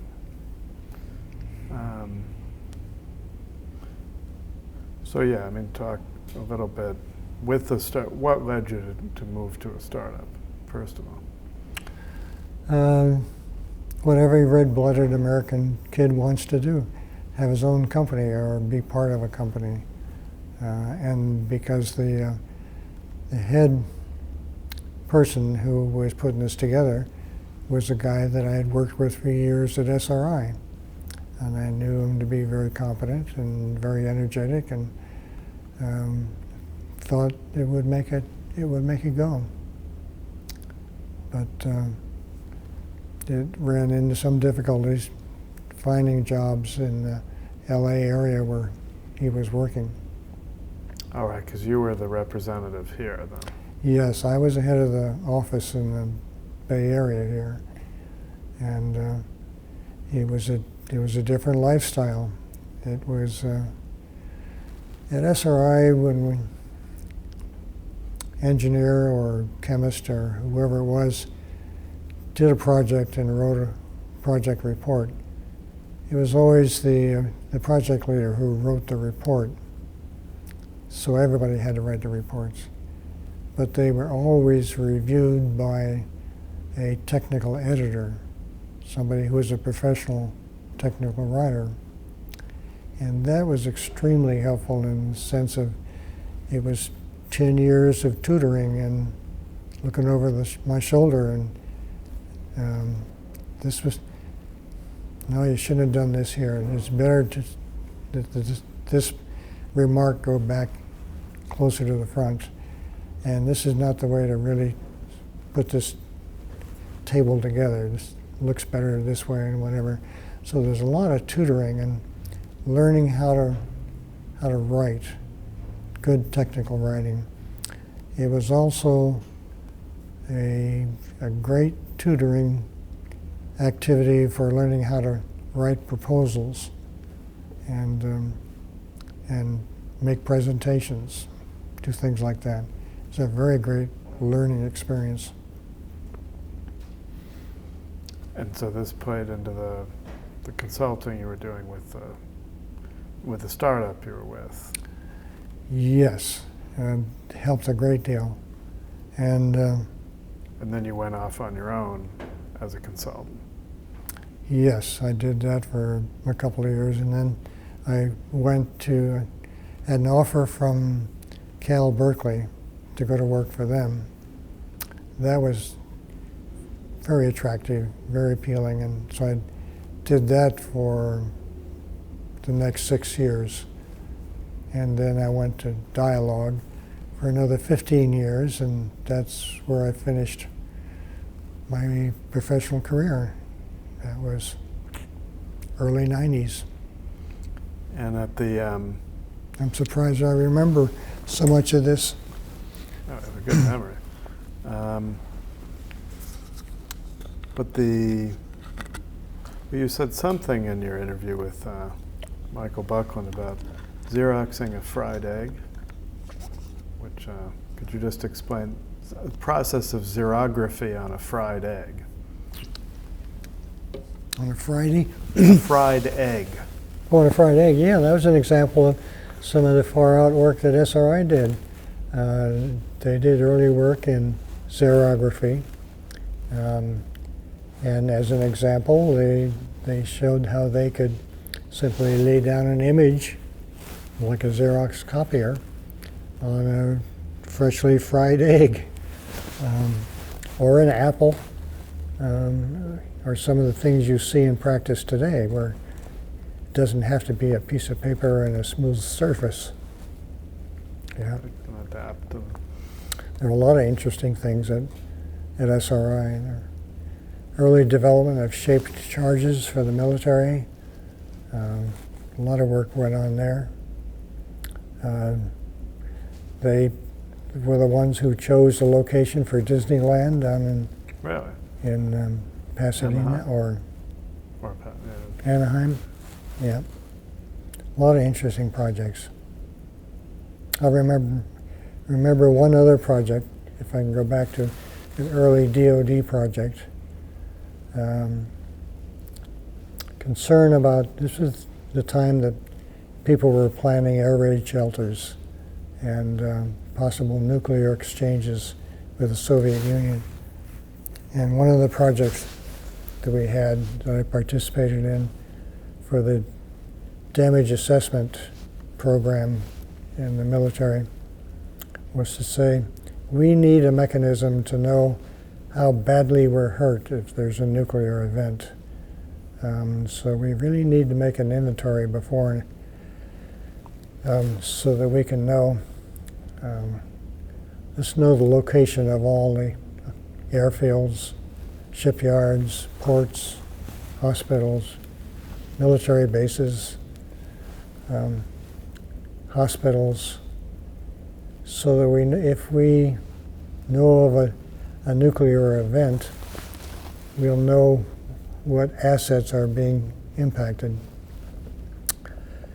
And to do this, you need to have a national network of nuclear event detectors.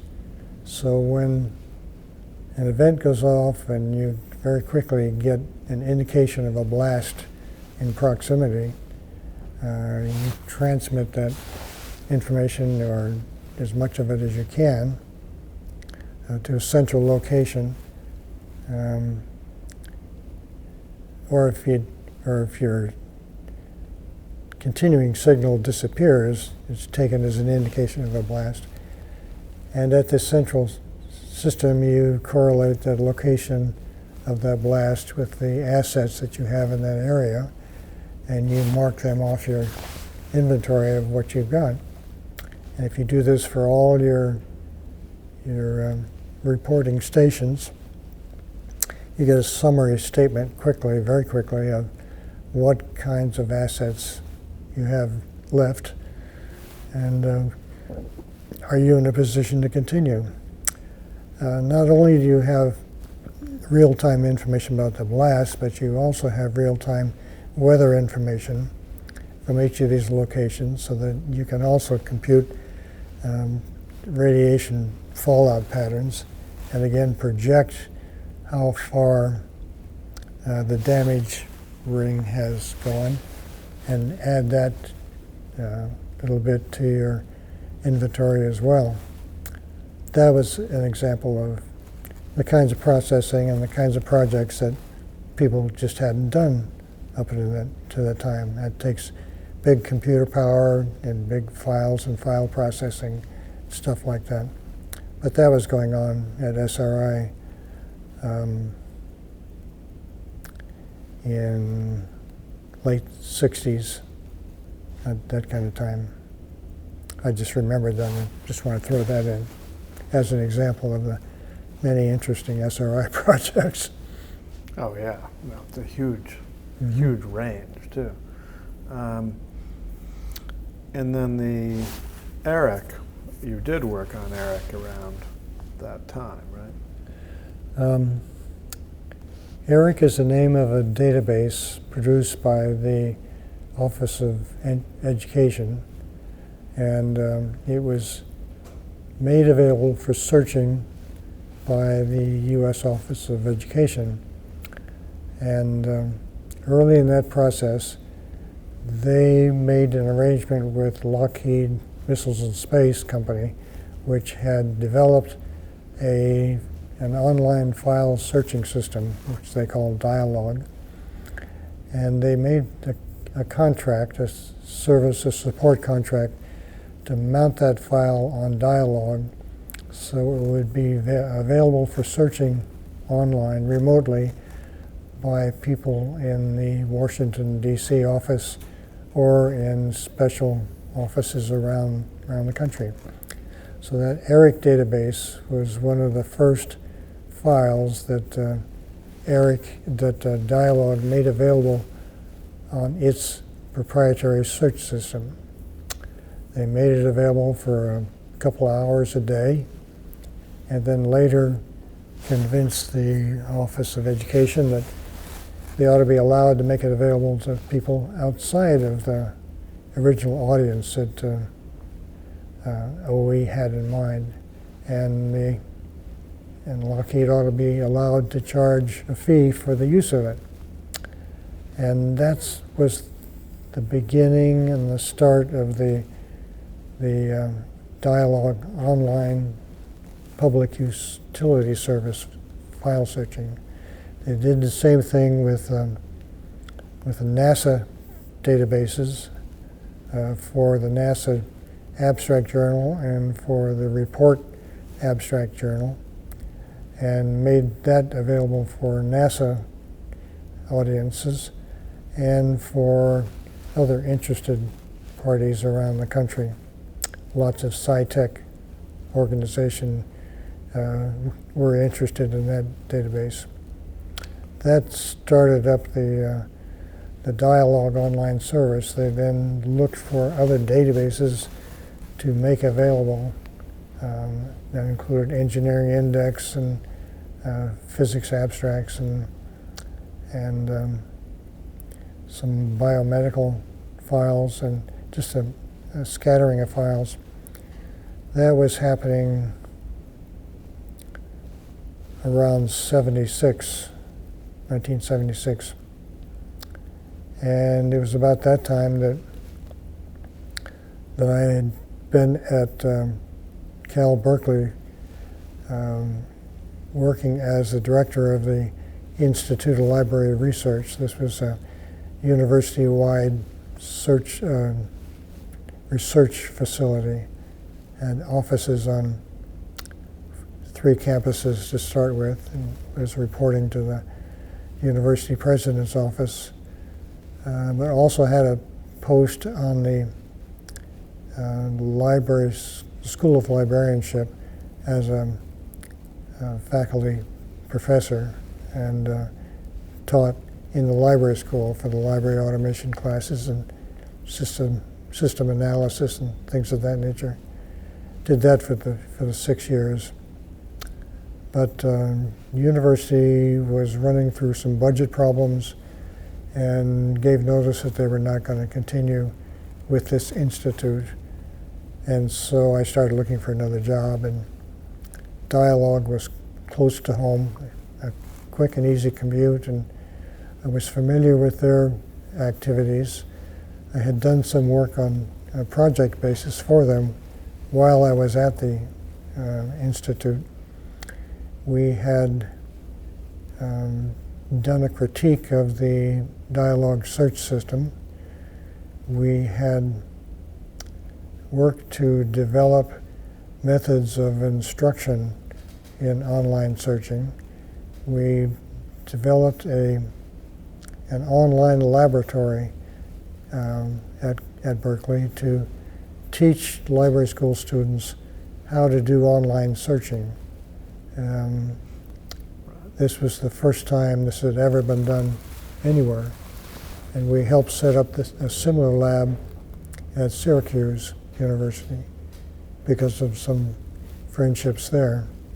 We also we wrote a lab manual, a laboratory course manual with exercises and instructional material for the students to use to learn how to do this searching.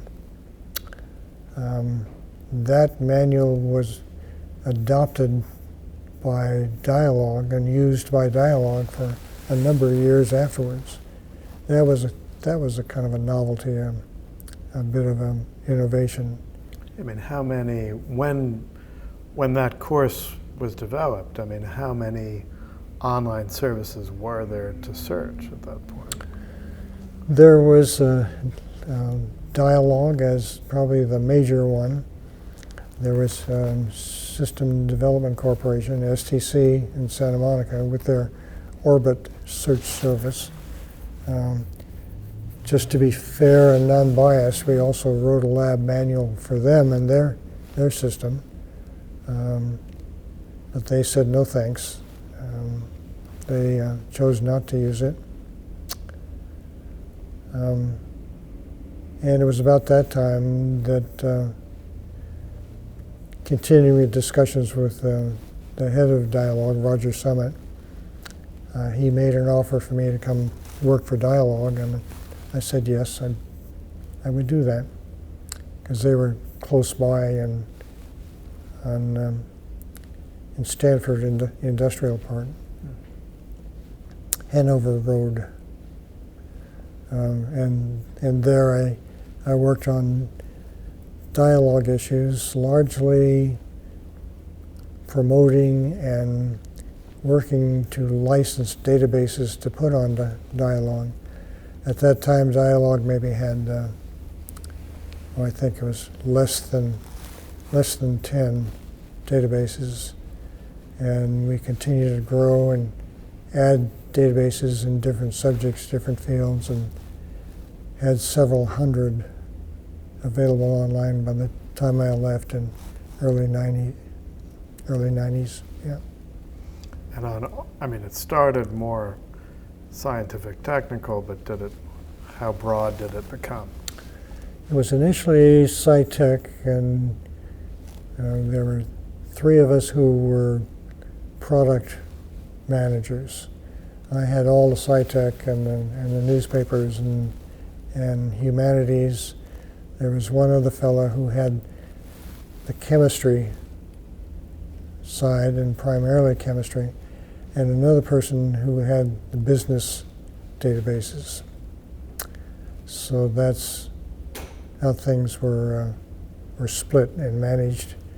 But it grew to be a couple of hundred databases.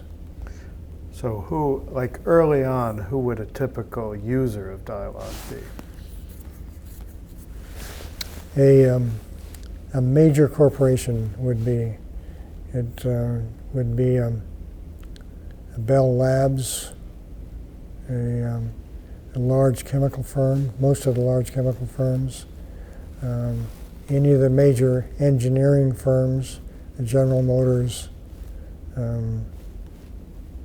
and any others that you'd likely name, and federal agencies as well. And would they have, was there a dedicated terminal, or they could use any terminal? It got to be the point where, well, it had to be a terminal that had a connection to a data line. It could be a conventional telephone line. Oh, it would not work with a modem, though. Yeah, it would work. It would work with a modem. Or you could take a conventional telephone handset and stick Right, it into sure. a modulator, demodulator modem. Or it could be a very specific modem device plugged into them with its own screen and whatever, and meant to be used as a terminal device. But there was no Dialog terminal that you sold or anything? No, Not like Nexus, which did its own. didn't do that. And the communication speeds at that time were 15 to 30 characters per second, very slow activity. So searching was done in a way that optimized your the use of your connect time, because you were being charged on a connect time and output record basis. And what were typical charges? $20 an hour, 20 to 30 or $40 an hour, depending on the file and the royalty that the database supplier charged or was negotiated. I mean, different. It could be quite different depending on Sure. which database you're Yeah, searching. some of them in the pharmaceutical industry could be $100 an hour, or in some of the patent files are very expensive. Professional society files were generally lower cost, and government files might be done at low or no royalty. So then but Dialog would still charge 10 or 20 just for the access? Yeah, right? some base to recover our charge, or if somebody had a high royalty, we would charge a high royalty or a high price, because we want to split that royalty or make sure that we're not just acting as the platform for them to make all the money they wanted. If they'd have to share the pain of any decrease in usage if they increased the price of the file or the royalty and so on. So there's a lot of issues involved in how do you set the price for the file. And many of the suppliers would change the royalty every year. They wouldn't provide a long-term contract. They would just say, well, we'll see how it goes. And then they would change. They would say, we want this royalty. And we'd say, well, and we'd negotiate or not, depending on how badly we needed the file to satisfy a particular population that we were serving. So it got to be fairly contentious after a while. But that was a lot of your job, was renegotiating these deals. Sometimes every year. And we had annual meetings in London every year to meet with our customers overseas who came to this annual online conference. And at that time, Sponsored by Dialog. yeah, and at that time, we'd often had meetings with 10 or 20 suppliers to negotiate while we were there and do that kind of thing. Now, all this time also, there were other online services,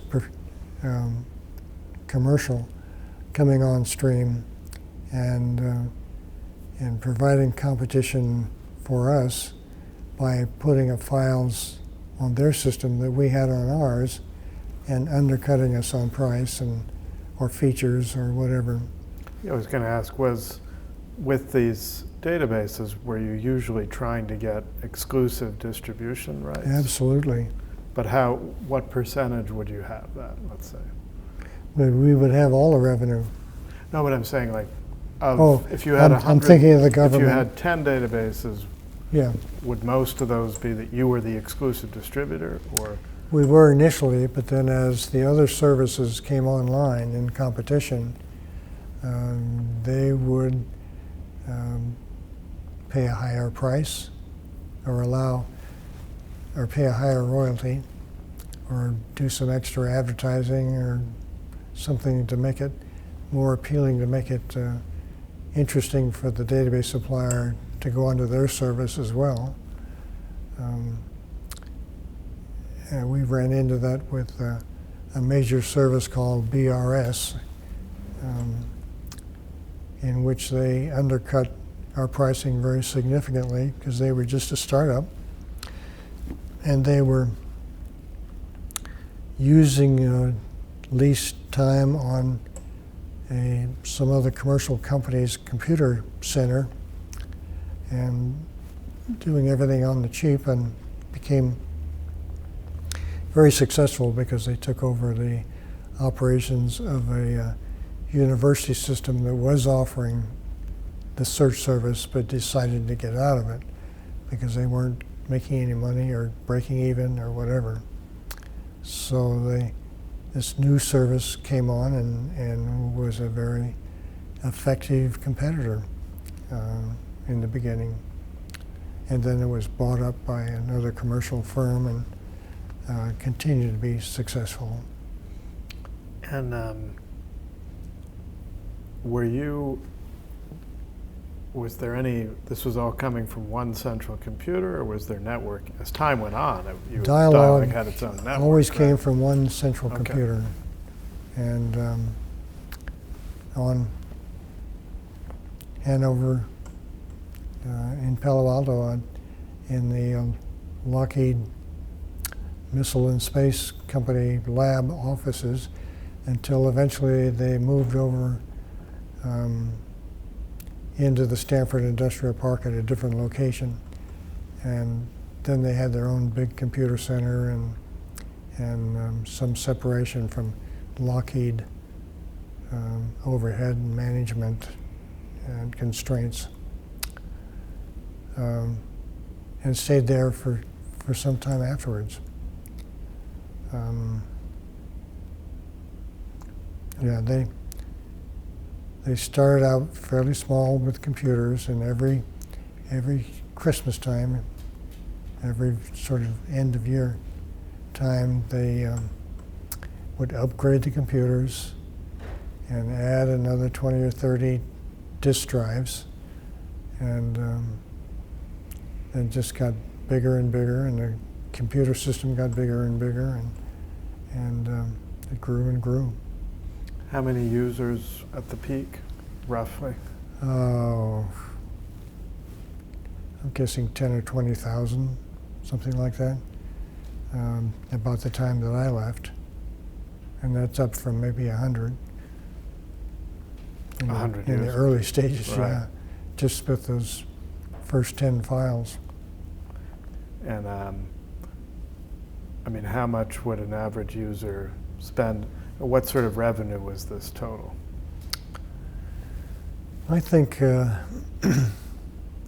were lucky to get $1 million in the first few years that they were operating.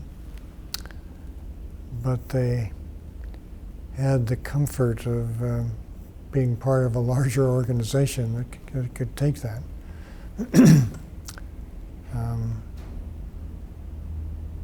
It was always an effort to do things on the cheap, or as quickly and easily, and everybody had a lot of work to do. Not like some of the startups of today that you read in the papers. And I did skip a little bit over the Berkeley. Tell me about the online catalog for, I mean, that was for the UC library system, right? There wasn't an online catalog while I was there. But that was being developed, right? It was being developed slowly. But there was, in order to get remote access to the Berkeley holdings, there was a printed catalog that was produced. Sorry, right, but it was computerized production of the printed catalog. Yes, it was the world's largest the world's largest book form catalog. So all the catalog cards for a 5-year period coming into the Berkeley libraries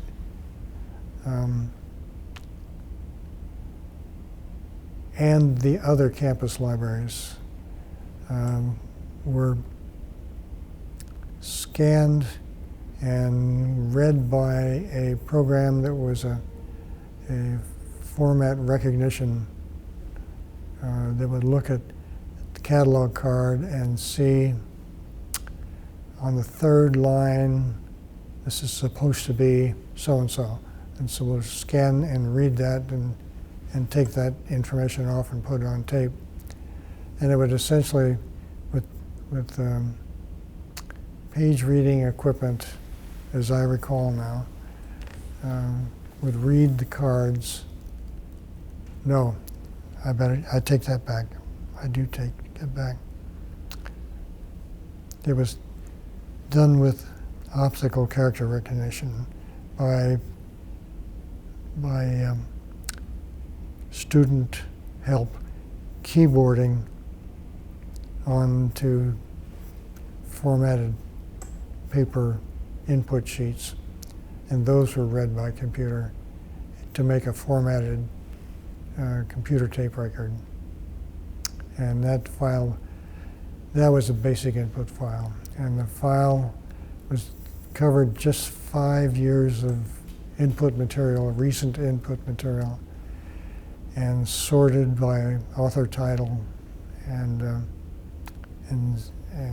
printed in book form, so that these books, 47 volumes, I think, to represent those, just that 5 years of data input, were made available to each of the campus libraries and the state library and maybe a couple of other places.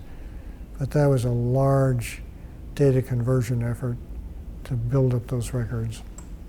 And they hoped to do more of that, but didn't have the funding for it at the time that I left.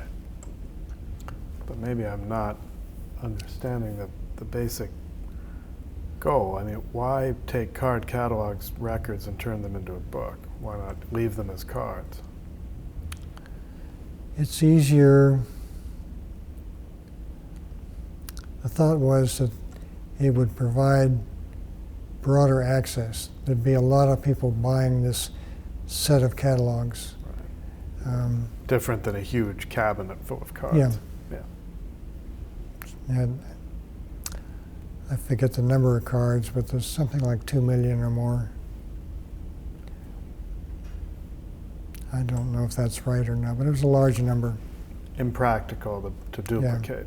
Yeah. Okay, so it was distribution was the main reason. So the putting the catalog online happened after you had gone to Dialog. Yes, right. In the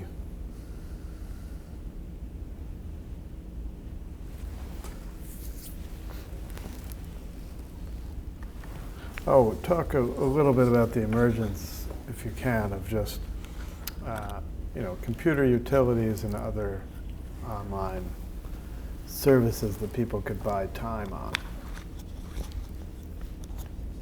I mean, there's both information search and beyond. What were the other things that people would be paying for to do over a terminal? I mean, they could rent computer time, they could run their own.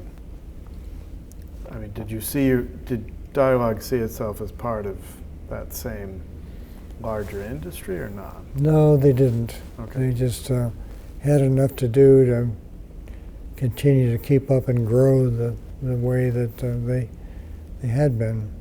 Now, the same Lockheed research lab in the beginning that sponsored the Dialog program also had another online service provided on a commercial basis, and that was flight scheduling for airlines or private pilots. They would allow you to, would provide the information to let you plan a flight plan and file a flight plan, give you the route that you want from here to Cancun or whatever you had in mind for your private flights.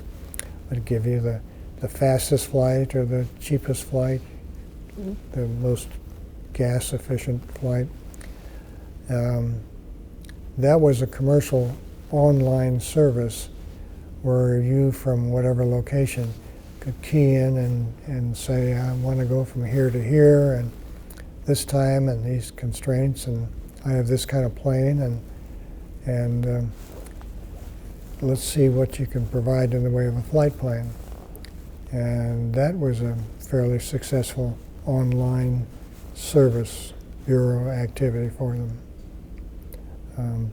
I don't know how that grew or whatever happened to it, but that's something they were interested in. And CompuServe, I mean, I know there's the consumer information service later, but starting in '69, I think CompuServe sold some sort of services, time-sharing services.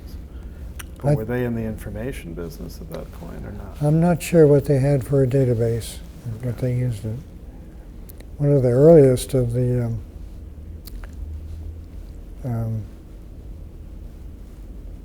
sort of online search service was a service in France that was called S'il vous plaît, SVP. It was a telephone service. You'd call in from a bar and say, who was the soccer champion in 1921?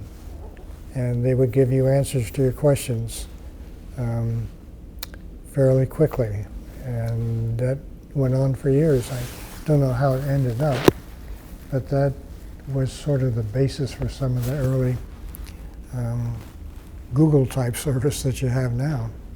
Do you know when that was, s'il vous plaît? It was, I think, in the 50s, way back. So they were obviously not computerized at the No, other end. I can imagine they would have just banks of directories and annual yearbooks and things like that. They charged a fee. And did Sabre was obviously, I mean, one outgrowth partly of Sage, as I understand it. The Sabre reservation system? That's possible. I don't know if that's true or not. Well, I was wondering, was that seen as a model at all for kind of distributed I don't think so. information? I mean, it was No. not. We in Dialog had an audience. Initially, it was professional librarians. They were the ones who knew and used and appreciated what we provided. We later expanded to the end user type audience and even provided some of our databases on CD-ROM for people to search on their own machines. We pretty much stayed in our own little playpen. And the business model was that, I mean, a subscriber, there was no minimum number of hours they had to buy. Correct. So they just used it as much or as little as they wanted. Right. And they were billed monthly, or? Yeah. And you said there was a charge for time plus the quantity of information. Output records. Okay. Either typed online or printed and mailed to them. Okay. So, and different prices for different kinds of records or parts of records. If you want just a book title, it's a minimum charge. If you want a whole abstract. How much roughly? Oh, maybe a penny for some, or 10 cents, 20. It got up to be much more expensive for some of the proprietary files like patent documents. The latest article about a biochemical product that just came to market. Data about new products. Things that a company's marketing department or trademark department, patent protection, that kind of information was very valuable to clients, and so it would have a higher price associated with it. So the total cost of a search might be mostly it varied wildly. Some you might pay Sure. mostly for the time, some you would pay mostly for the results. Yeah. And did you have a way to, I mean, it would present you with results and you could at that point choose which ones you wanted to actually get delivered, right? Yes. Yeah, you could do that. And pricing was new to a lot of the searchers who were searching online for the first time. And there were some nuances that they didn't really appreciate.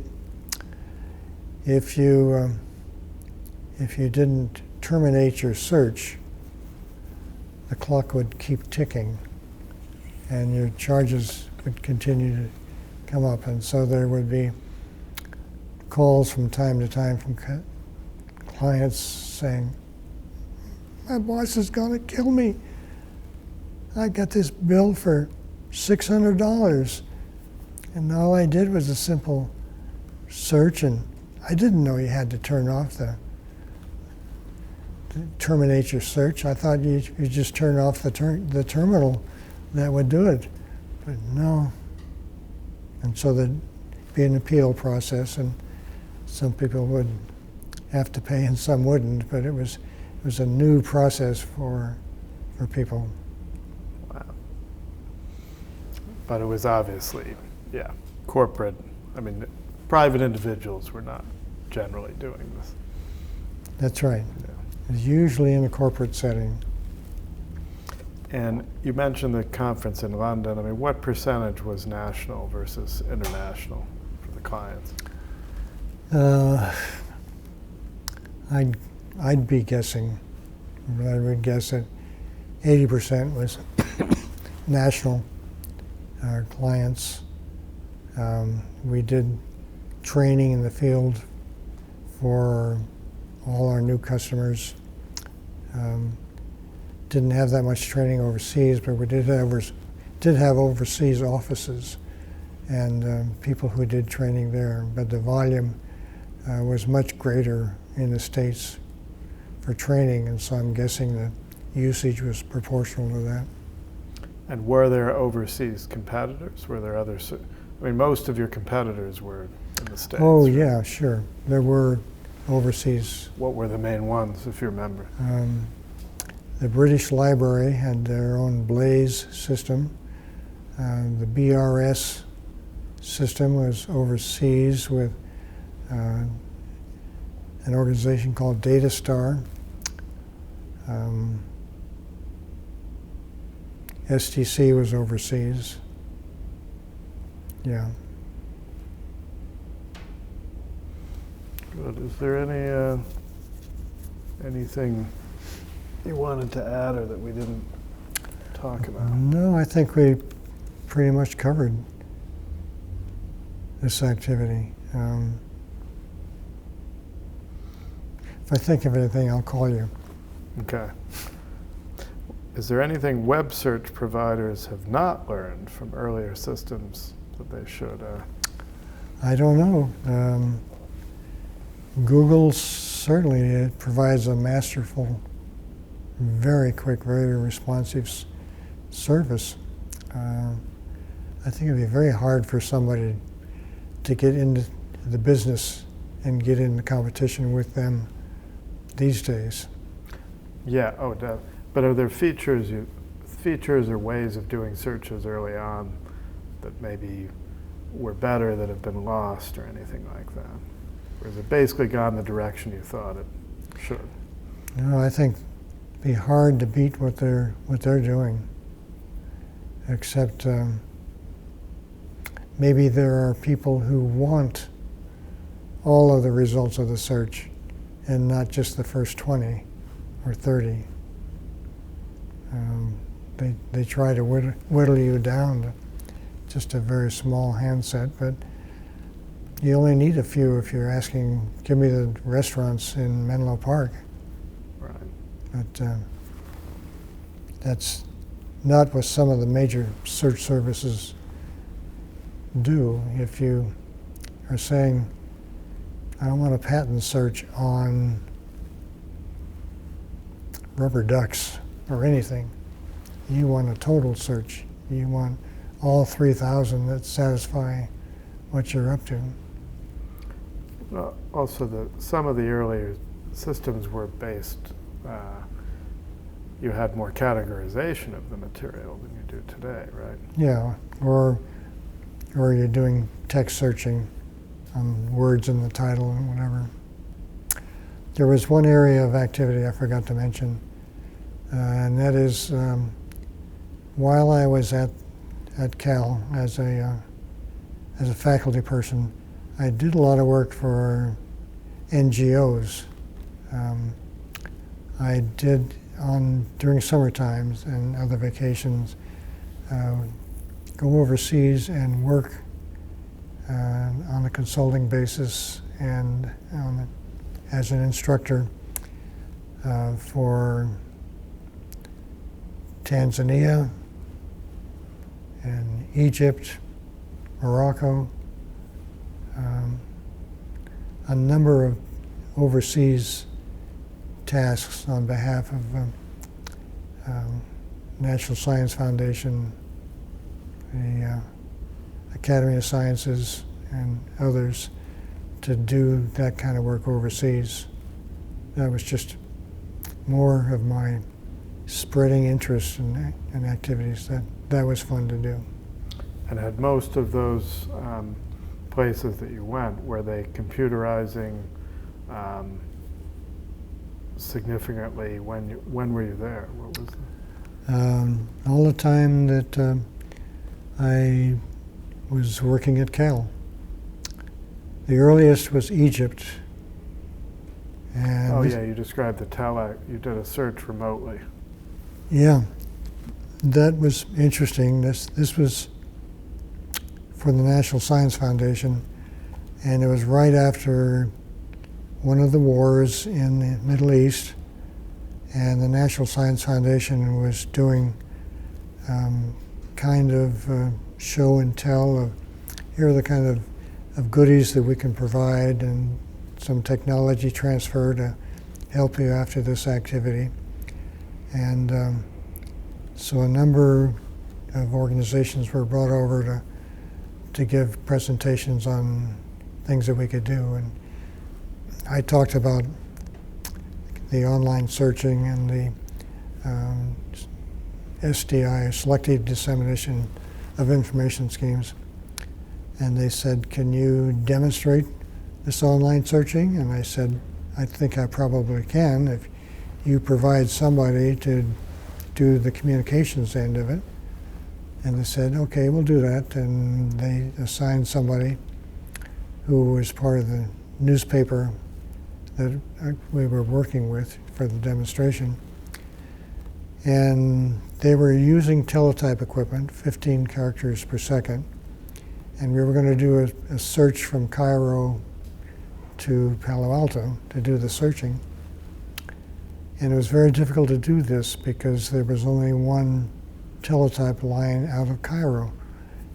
At least, yeah, if you can believe that. But that's the way it was at the time. And so to get the teletype line, you had to sit on that machine because it was always busy and you had to quick jump in and try to get connected before somebody else gobbled it up. So it took a long time, took a couple of days to get a line out. And this was always a problem because the once you got out, you may get out to a switching center in Frankfurt or somewhere else, and somebody would see strange gobbledygook, non-message traffic coming in, and they'd think something was wrong, and they'd pull the plug, and you'd have to go through that again. But eventually, we did get a connection, and did do a search on marketing or some economic issue that was of interest to them, and got the demo done, and front page news in the newspaper. So that was kind of interesting. Do you remember anything more about what the search was on? Or? Something about market growth, or what's the gross domestic product of the neighboring countries, or something like that. Yeah, it was interesting. And that would be the early 70s then? Yeah. Yeah. Great. Well, thank you. I really appreciate it. My pleasure. I'm more than happy to do it. It's kind of fun to go down memory lane and think of all these things. So if there's anything else I can do, give me a holler. Believe me, I will. Okay. Great interview. Thank you. Thank you.